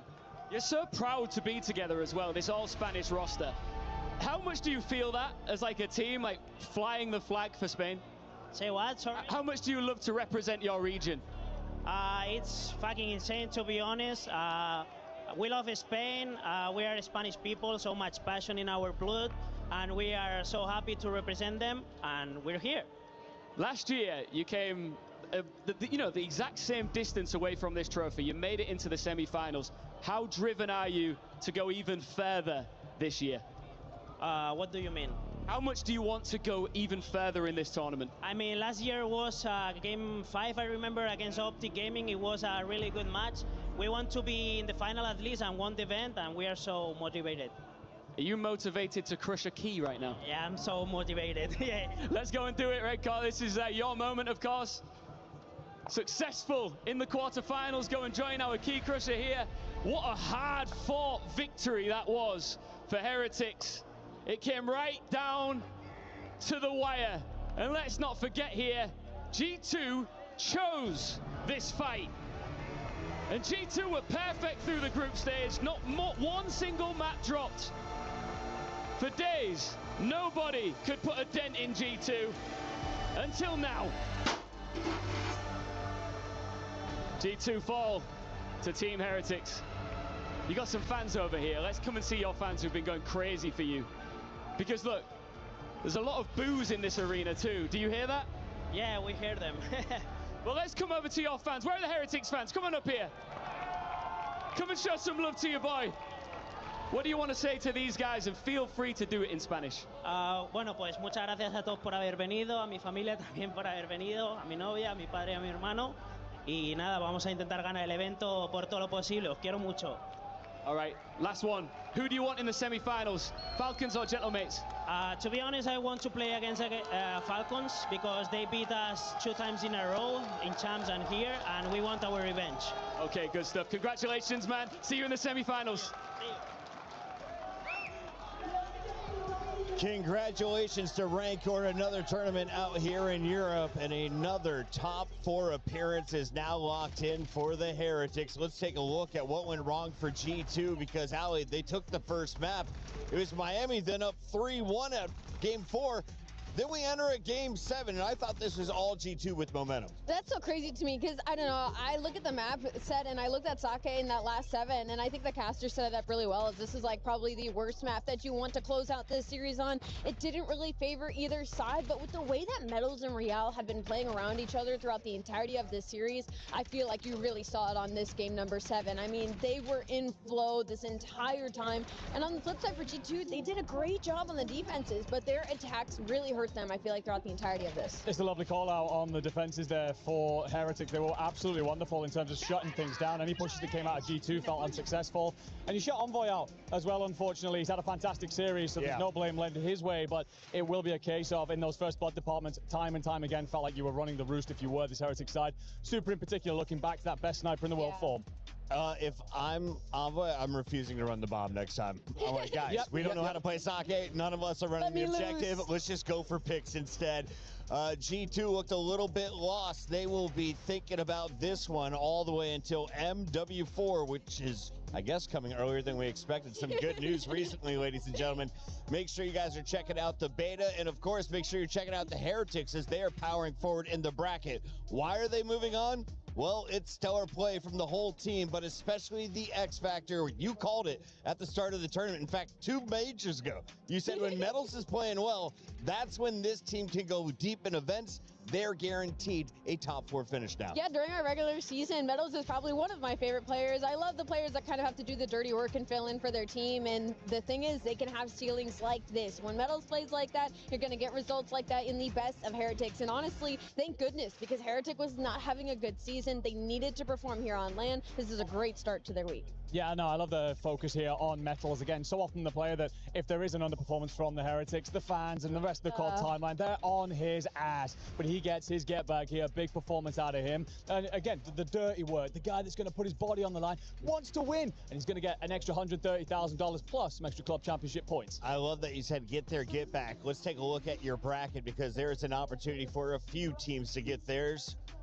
The big ones to call out, well, you've got the Heretics powering over G2 Esports after being called out on the draw show, and they want to see the Falcons. Can the Falcons take down Gentlemates? If so, they will lock themselves up a pretty spot on the championship club's points. And of course, Gentlemates, probably the biggest threat and the hope for everyone else in the club championship. Ali, at the bottom of the screen, though, 100 Thieves, FaZe Clan, Optic Gaming, Koi, all still to go. Yeah, we still have a long day ahead of us. You thought that was going to be a Game 7? Oh, strap in. It's time to get over to Ginny for a Tekken update from the Alliance Vault. What's up, Ginny?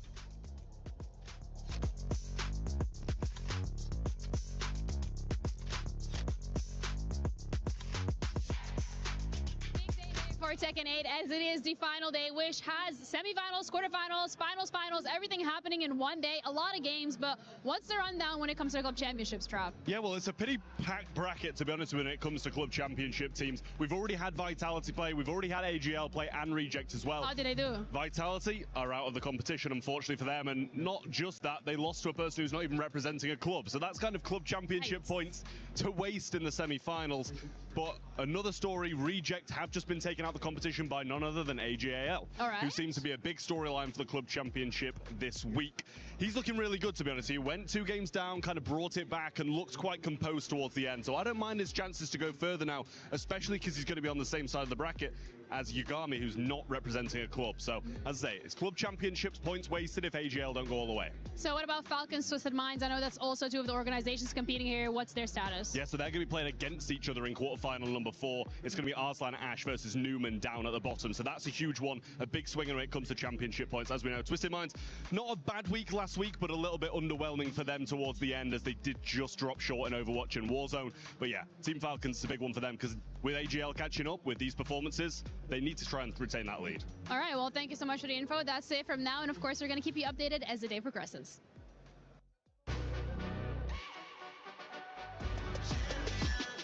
This ain't no regular thing. Came for the ring, you know what I mean.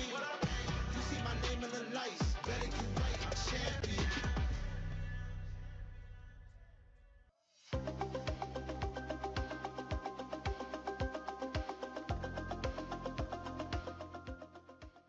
Ladies and gentlemen, welcome in to Call of Duty Black Ops 7 here at the Esports World Cup.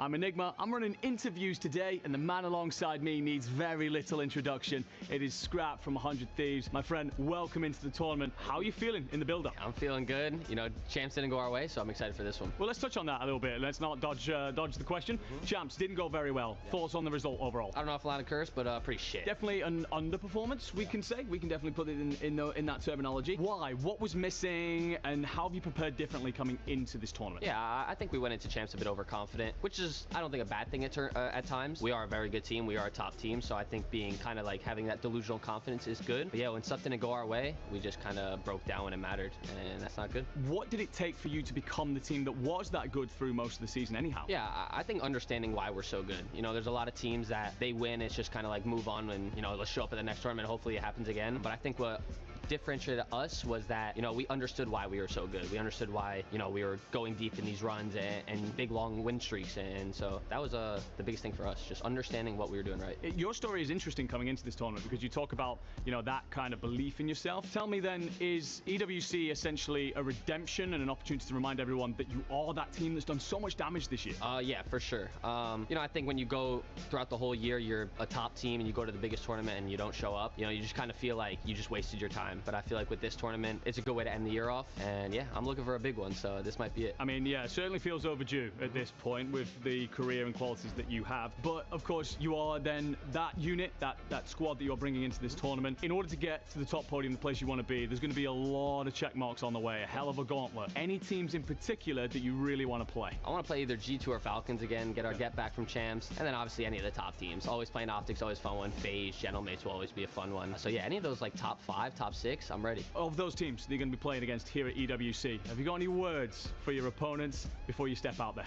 Yeah, you know, last champs, you guys caught me off guard. This event is a new one, and I'm ready to come show what I got. You guys know what I have. You know what I'm gonna bring to the server. It's gonna be a fun one. Certainly shall be. I can't wait for this tournament. It's gonna be absolutely incredible. You of course come into this tournament carrying the 100 Thieves on your chest. A lot of love, a lot of support. What have you got to say to those who have backed you the whole way and will continue to do so here in Paris? Yeah, shout out to all the 100 Thieves fans. You guys are unbelievable. Paris was an absolute insane event. I can't wait to play here again. And yeah, man, appreciate all the support. Wonderful stuff. That, of course, was Scrap of 100 Thieves here in Paris for the Esports World Cup. We've got a Call of Duty Black Ops 7 tournament coming soon. We're going to be seeing a hell of a lot of this, man. I'm pretty certain. But I've been Enigma. That's been the interview. Have yourselves a fantastic tournament.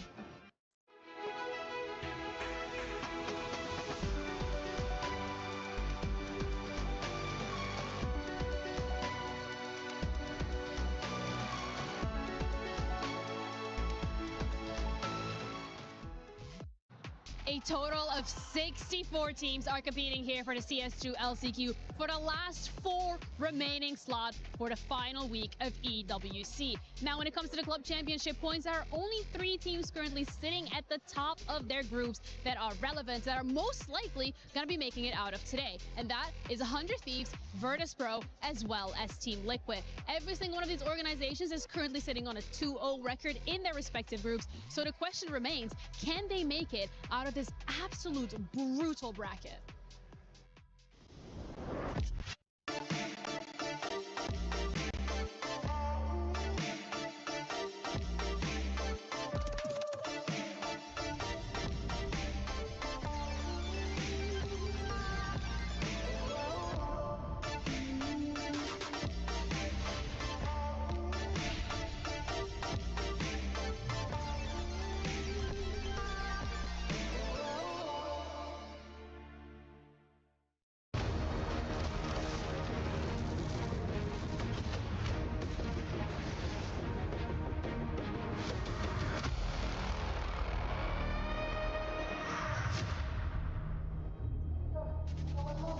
Welcome in, one and all. This is the voice of Chris Puckett, which means you are watching the Esports World Cup live from the STC Arena. We are here in week number 5, and it is a big one for a number of our clubs. 100 Thieves started off with a massive victory in Valorant. Now they've got an opportunity to score even more points in Call of Duty Black Ops 7. This is honestly the game that they were hoping to score biggest in, as we welcome Nameless as well as Enigma to our studio once again. Nameless, this is going to be a great matchup. For anyone who missed the showdown, though, what happened between 100 Thieves and Optic? Because this was a grand final for our world title just a few weeks ago. Yeah, it felt like a redemption story for 100 Thieves after bouncing out at champs way too early. Scrap's been having a good tournament, but they're able to close it out in a game 5, and it's actually the rookie winning 2 huge clutches, a 1v2 and a 1v1, just poised under chaos, able to stop Optic and, you know, get that #1 spot in their group. 100 Thieves back feeling nice where they were about a month and a half ago. Yeah, no, he's having a fantastic event just generally inside of Search and Destroy, rocking nearly a 1.4, very much involved, not only in the clutch moments, but the strategy, the opening duels. He is that kind of player through and through, very selfless for the team, designed to set up superstars, but also proving that he's one himself. I love that we have a rookie causing this much chaos amongst the oldest player in the league. Bruce has been running into some round 11 issues. It's been late game Search problems for this Optic squad. It cost him just a group spot, but it sets him up for a very difficult matchup earlier or later today. Let's talk a little bit about Neum, though, in particular. What has he shown you? Because I've seen him snipe. I've seen the AR. I've seen the SMG in his hands. Where is he at his best? I honestly just think it is that flexibility. It is that dynamic ability to kind of slot in where this team need invest. We all know what Hydra, Scrap, and Co can do. We know the powers that they have. It's a case of needing someone to be that glue guy, that player that's going to elevate them to the standard that they want to be playing at, and that freedom on the map. And that feels like where he is the best. So yeah,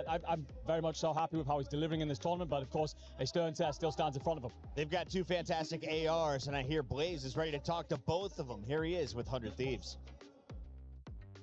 I just talked to Insight, and he said, yo, that's my son. Yeah, I'm ready to go. Jamie says I'm his son. Literally just know the son overconquers the dad every single time. Okay. So I'll be here. All right, yo, get it out, all right? Do what you got to do. Yo, Neum, come here, homie. I got to talk to you, man. You ain't going to get past me just like that, all right? Back at your second EWC, when I got a chance to interview you last year, man, fresh onto the scene, how does it feel to be playing on this stage with the boys in the playoffs this time? It feels great, honestly. I've had a fun time. Champs was, it wasn't the greatest, but like after that whole weekend, honestly, it's just been a blessing to play with them. I mean, you've been looking good out here the last few days, on top of your game, man. But, you know, I talked to Kips. He said, you know, he felt like he should have got that Rookie of the Year, but he about to show everybody, you know, why that award should have been his. What you got to say about that? Honestly, I mean, Kips is good. I mean, that's my guy right there. Like, he's talented. Like, he's going to do great things in the future for sure. But honestly, like, I got his number for sure. Hey, man, well, dial it right now on the main stage. Best of luck to you, homie. Thank you. Love that call out there from Neum. He loves Kips, and for good reason. They found success together in the past. Andrew, I know you used to call quite a few of those games. What is it like to see Neum on one side of the stage, Kips on the other side now for Movie Star Koi? Yeah, of course, representing Huntsman earlier on this year, but all backed, of course, by the Optic fans. They were kind of molded in the fires at the early stage of the season. Coming into challenges can be hard enough with the lack of stability and everything that goes on there, but they've got a lot of backing, a lot of viewers, and very much so while bringing a wonderful thing to challenges, they were under a hell of a lot of pressure, and they formed the brotherhood together, forged themselves in those fires, and pushed on deep in Dallas. You get the opportunities, but it's, of course, on opposite sides of the stage. But I know they'll be very proud of one another, getting themselves into this league position, and both looking fantastic. They are both rookies this season, but you also have to think back to other former teammates. Scrap was a rookie when he played alongside Jamie and Kleenex. So talk to me about this showdown between the ARs. Yeah, you know, Scrap, he's the 99 overall, and, you know, Jamie Insight, he's the guy everybody says needs to get booted from the roster. And every time people start to say that, he finds himself in a top 4 placing, and he's had 2 of them on this season. And, you know, going into this matchup, they know each other incredibly well. We've seen a different side of Insight throughout this tournament, running the NPC a lot more, and even in their loss that they had to FaZe, the team that won champs, it was incredibly close, and it required Simp to play at his absolute ceiling to win it. So I think this Koi team, they're ready to go, and, you know, he wasn't blowing smoke on that stage. He is confident in this matchup against 100 team. I think I saw Kip shoot some Spider-Man webs over at Gwyn in that matchup. I don't know what was happening, but I really enjoyed the showdown. The rookies are feeling confident. Let's talk about some of the old guard, though. You have that on Koi. You're looking at Kleenex. He's talking about what it's like to play in front of the European fans. Do you feel he actually gets a buff? Because I felt like he did back at Birmingham when we saw him play in the UK. I certainly believe so. I mean, I think one of the elements is maybe more personal when it comes to that. He's talked about it before. When he gets the opportunity to come over here, he's seeing family, he's seeing friends, he's able to switch off a little bit, and that is helping him mentally, I think, especially as well. I think he was checked out at a certain point through the season once the Joe Deceive saga goes through. Felt like he was a little bit, maybe, okay, so I don't know what I can really do next with this team. But he gets the opportunities when he plays over here to really kind of lock himself back in, and of course, is delivering in spades, but I want to see a little bit more from him just yet inside this tournament. It's a system team, and we had Blaze checking in on the system behind the scenes. Here's what they had to say. Ladies and gentlemen, Movie Star Koi are in the building, and they are ready for the playoffs, man. Jamie, I saw the draw show yesterday. Scrap said, I want you. And you said, man, I brought you in this world. I'm going to take you out this league. How you feel about it coming into today? Yeah, you know, obviously, I'm excited. I'm just excited to get into it. You know, I'm Scrap's father, so it should be fun. All right, yo, go show him why you pops out there, all right? Yo, Kips in the house, man. Kips, I know you ready for this matchup. You know, at Champs, you didn't get Rookie of the Year. Some people felt like you was robbed, but how does it feel to go up against Neum right now in a big matchup where whoever comes out on top can take that title? Everybody knows who it really was, so we're going to see. What you say? We gonna see, all right? You ready to do your thing today? It's a big matchup, man. Say something to the fam out there. I appreciate all y'all, all the love, support, everything. Just can't wait to play. All right, there you go. Good luck to you, man. Who we got back here? Hey, man, I know your brothers are right now going crazy in the chat. I've met them already, okay? So how do you feel about today? I'm thrilled. I'm confident we're going to bring this home. Hey, man, you guys been looking real good out there, and you starting to find your form. You feel that way? Hell yeah. Hell yeah. Maybe it took a while, but I'm here when it matters. So. All right, best of luck to you, Abe. Lastly, I got to talk to Captain over here, man. Kleenex. It's a big day today. You've been playing on this stage before. You ready to go up against these Steves? Yeah, always. It's always going to be a good matchup. It's been a good matchup for 5 years, so we're back here again. Feels good. When you saw the draw yesterday and Scrap called y'all out, what was your opinion? I mean, he's my boy, so it's just all jokes, all having fun, but it's not going to be fun on the stage. All right. Best of luck to you today, Kleenex. He's not wrong. It's 2-2 on the season, despite Koi's ups and downs. And, you know, for these guys, it's been a hard one. You lose Joe Deceives, you bring in Abe. He doesn't play well at Champs, but so far here, even in the phase game, Abe's been playing incredibly well. And they've tried to change their entire thesis towards Search and Destroy. And to me, that's the key. In a best of 7 with the added Search and Destroy in it, you have to be on point in that game mode. And it's looked a lot better for Koi throughout this tournament. No, I fully agree. I think that this is where you can really take this long series ahead of you from your opponents. Of course, you know the foes that you are facing here, the talents that they bring. Kips in particular loves this matchup. Like, there's no wonder he's feeling confident, not only because of his performances elsewhere, but just against Thieves himself is absolutely putting belt inside of Search and Destroy. And Abe himself actually has a great impact in the opening duels against the SMGs that he's facing in there. So yeah, plenty of opportunities for them to do this series justice.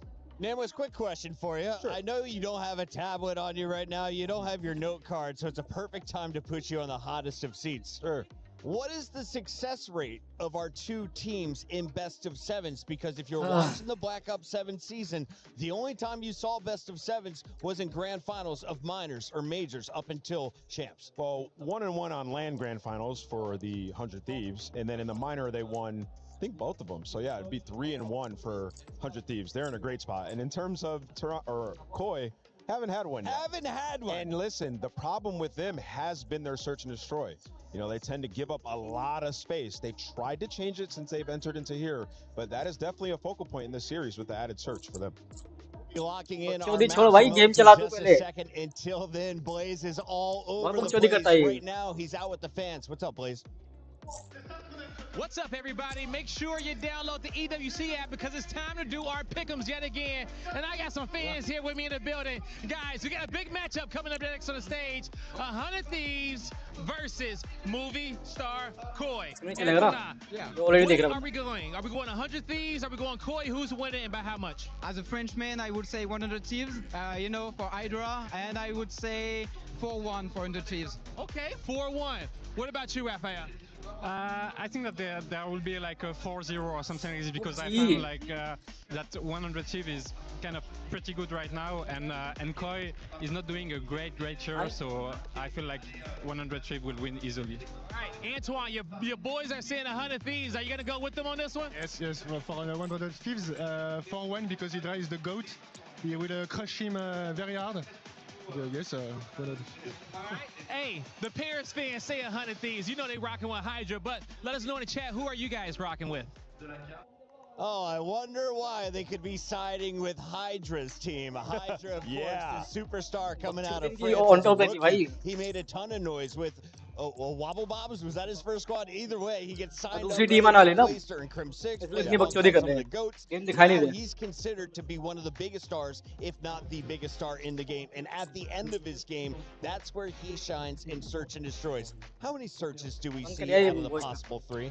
I feel like this was one of the series that I had coming into this as one of the long ones, so I'm going to go with all 3. I think that the series that we just seen in the G2 matchup, I was expecting that to be relatively short. If that's the way we're going to get things kicked off, I think we're in for a long day today, gentlemen. Expectations for this matchup, Nameless? Yeah, I mean, they started off this tournament with some good Search, and then the one I saw yesterday out of Koi, I did not like. So I think 100 Thieves actually closed this out in 6. I don't think we get all the way to that game 7. 100 Thieves are here to play. Hydra's having a tournament. We're going to get into our maps and modes here in just a moment. So you said you think it'll go to 6 maps. So that means that we are having wins on both sides of the stage. Yeah. If I am a Movistar Koi fan, where am I expecting to get wins? And where am I hoping to steal one in the first 5 maps? So interesting here, Koi have never played Hacienda Search or Hacienda Hardpoint. So whipping out 2 brand new maps in this series, it was actually their pick for each of those. But looking at it, if they put in a ton of work on the back end, I expect them to be decent there. And then the Den Hardpoint, we've seen, you know, the Koi team take over, and most recently we saw Insight pull the NPC out that map and have an entirely different dynamic. Yeah, no, I agree with the Den Hardpoint steal here nice and early, not only in the case of like they're not bad here, as well as the flexibility inside that roster, but also just to set the momentum booster nice and early. You need to make a statement. I think if Thieves get off to a really hot start here and curb stomp this and then start to move through the Hassies, this could be a quick series. I think also interesting of note is that the Scar Overload, a ban for 100 Thieves. These guys have loved that map all season long. And if you are Team A, you effectively get to pick both overloads that are in the series because we have no exposure, right? So we only have 3. So they get rid of what could be their best overload, and now they're playing, you know, the 2 other ones. I just think interesting. Gridlock, one they haven't had too much success on. As we talk, let's throw some highlights up here because I'm excited to see these players, and we should remind everybody what their gameplay looks like. Andrew, walk me through. What was your thought as you see the best of 7? I think the Gridlock Overload coming in is interesting as well because Koi are a side that don't let in many scores. They're a team that like to very much play on that defensive foot at times. So I think you end up in a situation with them. It's a very small map. We've already seen today that you can very much so counter punch and counter drive that device home. So I wonder if that does play into Thieves trying to open up this defensive side of Koi. Can you beat Thieves without outslaying them? I don't know. I don't think so. I mean, you heard Hydra say it. He said the only way that we lose series is if the other team gets 1 million kills. And unfortunately for them, when they lost the FaZe, they got 1 million kills, right? So, yeah, for this 100 Thieves team, so far, nobody's been able to outslay them, though, throughout this tournament. They've been playing really well. Both the Hardpoints and the Optic series, they were balling. Hydra has a 1.3 in Hardpoint at this event. Is that the most dangerous man on the squad right now in your eyes? I think so, yeah. I think Hydra in front of this crowd in France. Also, he's at the top of this game. He's the most dangerous player in the lobby, not only on the team. I think the big thing as well for them is, of course, Scrap with his bounce back. I think after champs, we're all left with a lot of question marks. And yes, of course, they will circle back around when we come to next year's champs. Don't worry about that. But it is a case of that. He's the leader. He's the man that when he's feeling good, he's going to very much so raise the floor for this team and lift them to incredible height. And of course, you've got Neem the rookie. You've got a couple of these other players alongside him. We've had question marks through the year. He's been the consistent. The fact that he's back to that means Thieves are back to their best. We've got one player needing a few extra moments, get his audio exceptionally dialed in. Once he does, we'll begin the games live from Paris. It's EWC 2026.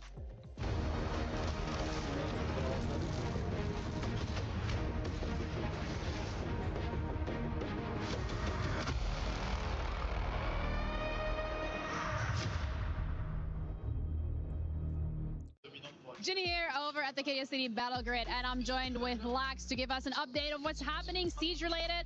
I know it's a 2-week event, but so far, what have been the biggest stories on the stage? I mean, honestly, the biggest stories, we have 2 NAL teams currently in the top 8. We have 1 SAL of the world, the 2-time world champions of FaZe Clan, and then GK, the first EML team to qualify. And I would say one of the bigger upsets, surprisingly, is that Falcons is on a line of possibly not making top 8. That is ridiculous considering how many times they've won in Riyadh. Absolutely. And if you think about it, the roster that they currently have, this is like hometown advantage for them. Absolutely. I mean, when you even looked at SI last year, they fell out not super short, but they only got top 4 there. But an even more interesting storyline is even when you look at the Esports World Cup last year, Team Secret, who won it, all 5 of those players are respectively here able to defend their title. You have Joom on Falcons. You have Adrian on Wildcard, who's currently in top 8. You have Savage, who's on M80, currently trying to play for top 8. And then Noah and Mowgli, who are on the cusp of also going out and not being able to defend their title. So it's kind of a cool way where 5 players are able to defend their title, but only one of those players is confirmed main stage currently. That is actually a crazy story, especially when we're looking at it from like a club championship point relationship, because Falcons in that lower bracket could mean they don't make top 8, means that they lose out on the points.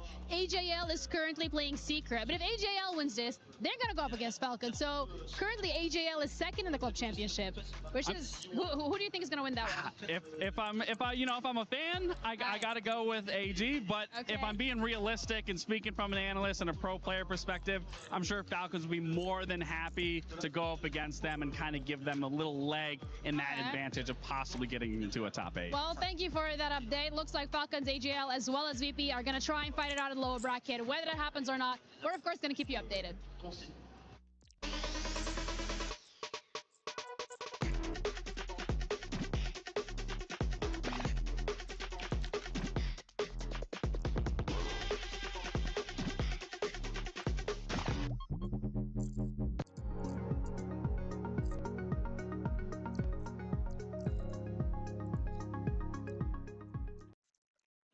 I'm supposed to meet with the big producer, but I don't see her anywhere. Kitty, you made it! Oh wow, I made it to what? To the best experience of your life. Come on inside. Come on. I don't want to. Come on, let's do it. Not after last time. Okay, but what if I told you were making perfume today? Okay, I'm curious. Come on, it's gonna smell so good. It's gonna be so pretty. Yeah, okay. I still smell a little bit like ketchup, but that's okay. You deserved it. Come on. Kitty, what makes me so sad is that the EWC is eventually going to end. It's very sad indeed, but I am not sad about you going home. But I do want something to bring home with me to kind of remember our time together and all the fun things that we got to do. Oh yeah, we had so much fun. I want to create a scent that truly captures esports. What do you think of when you smell esports? Nothing really good, to be honest, like people sweating, being focused, keyboards that are not really clean. So yeah, that's what I think about. And that's exactly the scent that I want to capture. Why? Esports. Okay. Esports. I'm gonna start with the lavender one. Let's start with the base, okay? Lavender, what is that? Are you kidding? Is that an NPC? It's not an NPC. It's like a flower. But I think that for my base, I've actually been able to take a gaming headset used by players and distill down a lot of the dandruff and head lice into this concoction. This shall be my base. Woo! Take a whiff. I think some of the lice are still moving around in there. I'm gonna put some vanilla in mine. Some what? Vanilla. Isn't that for eating? It's used for several things, you know? Do you know where you get vanilla? Yeah. You actually get from a beaver's butt. When beavers fart, they have vanilla. How do you come up with those things? I just really love beavers. I've managed to capture KC fans' blood, sweat, and tears. This is the blue wall in blue tier form. Oh my god. You're gonna get beat up after this. Not after they smell my perfume.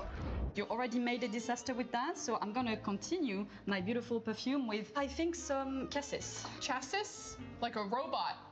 No.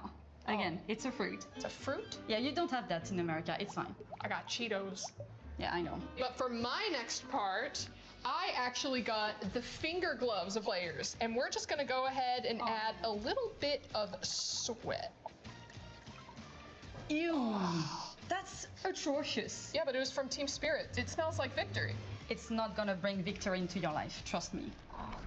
I found one of the jerseys from a team that's gone to 23 back-to-back tournaments. So what this smells like is pure failure, desperation, and yet some resolve. Oh god, overly wide. Is it in? You can really smell the failure. I have it right in front of me. I managed to take one of the keyboards off the stage, and what I did was I removed all of the dead skin cells and food junk and crust, and I put it into this liquid form. But here's the thing, it is very potent, so we can only do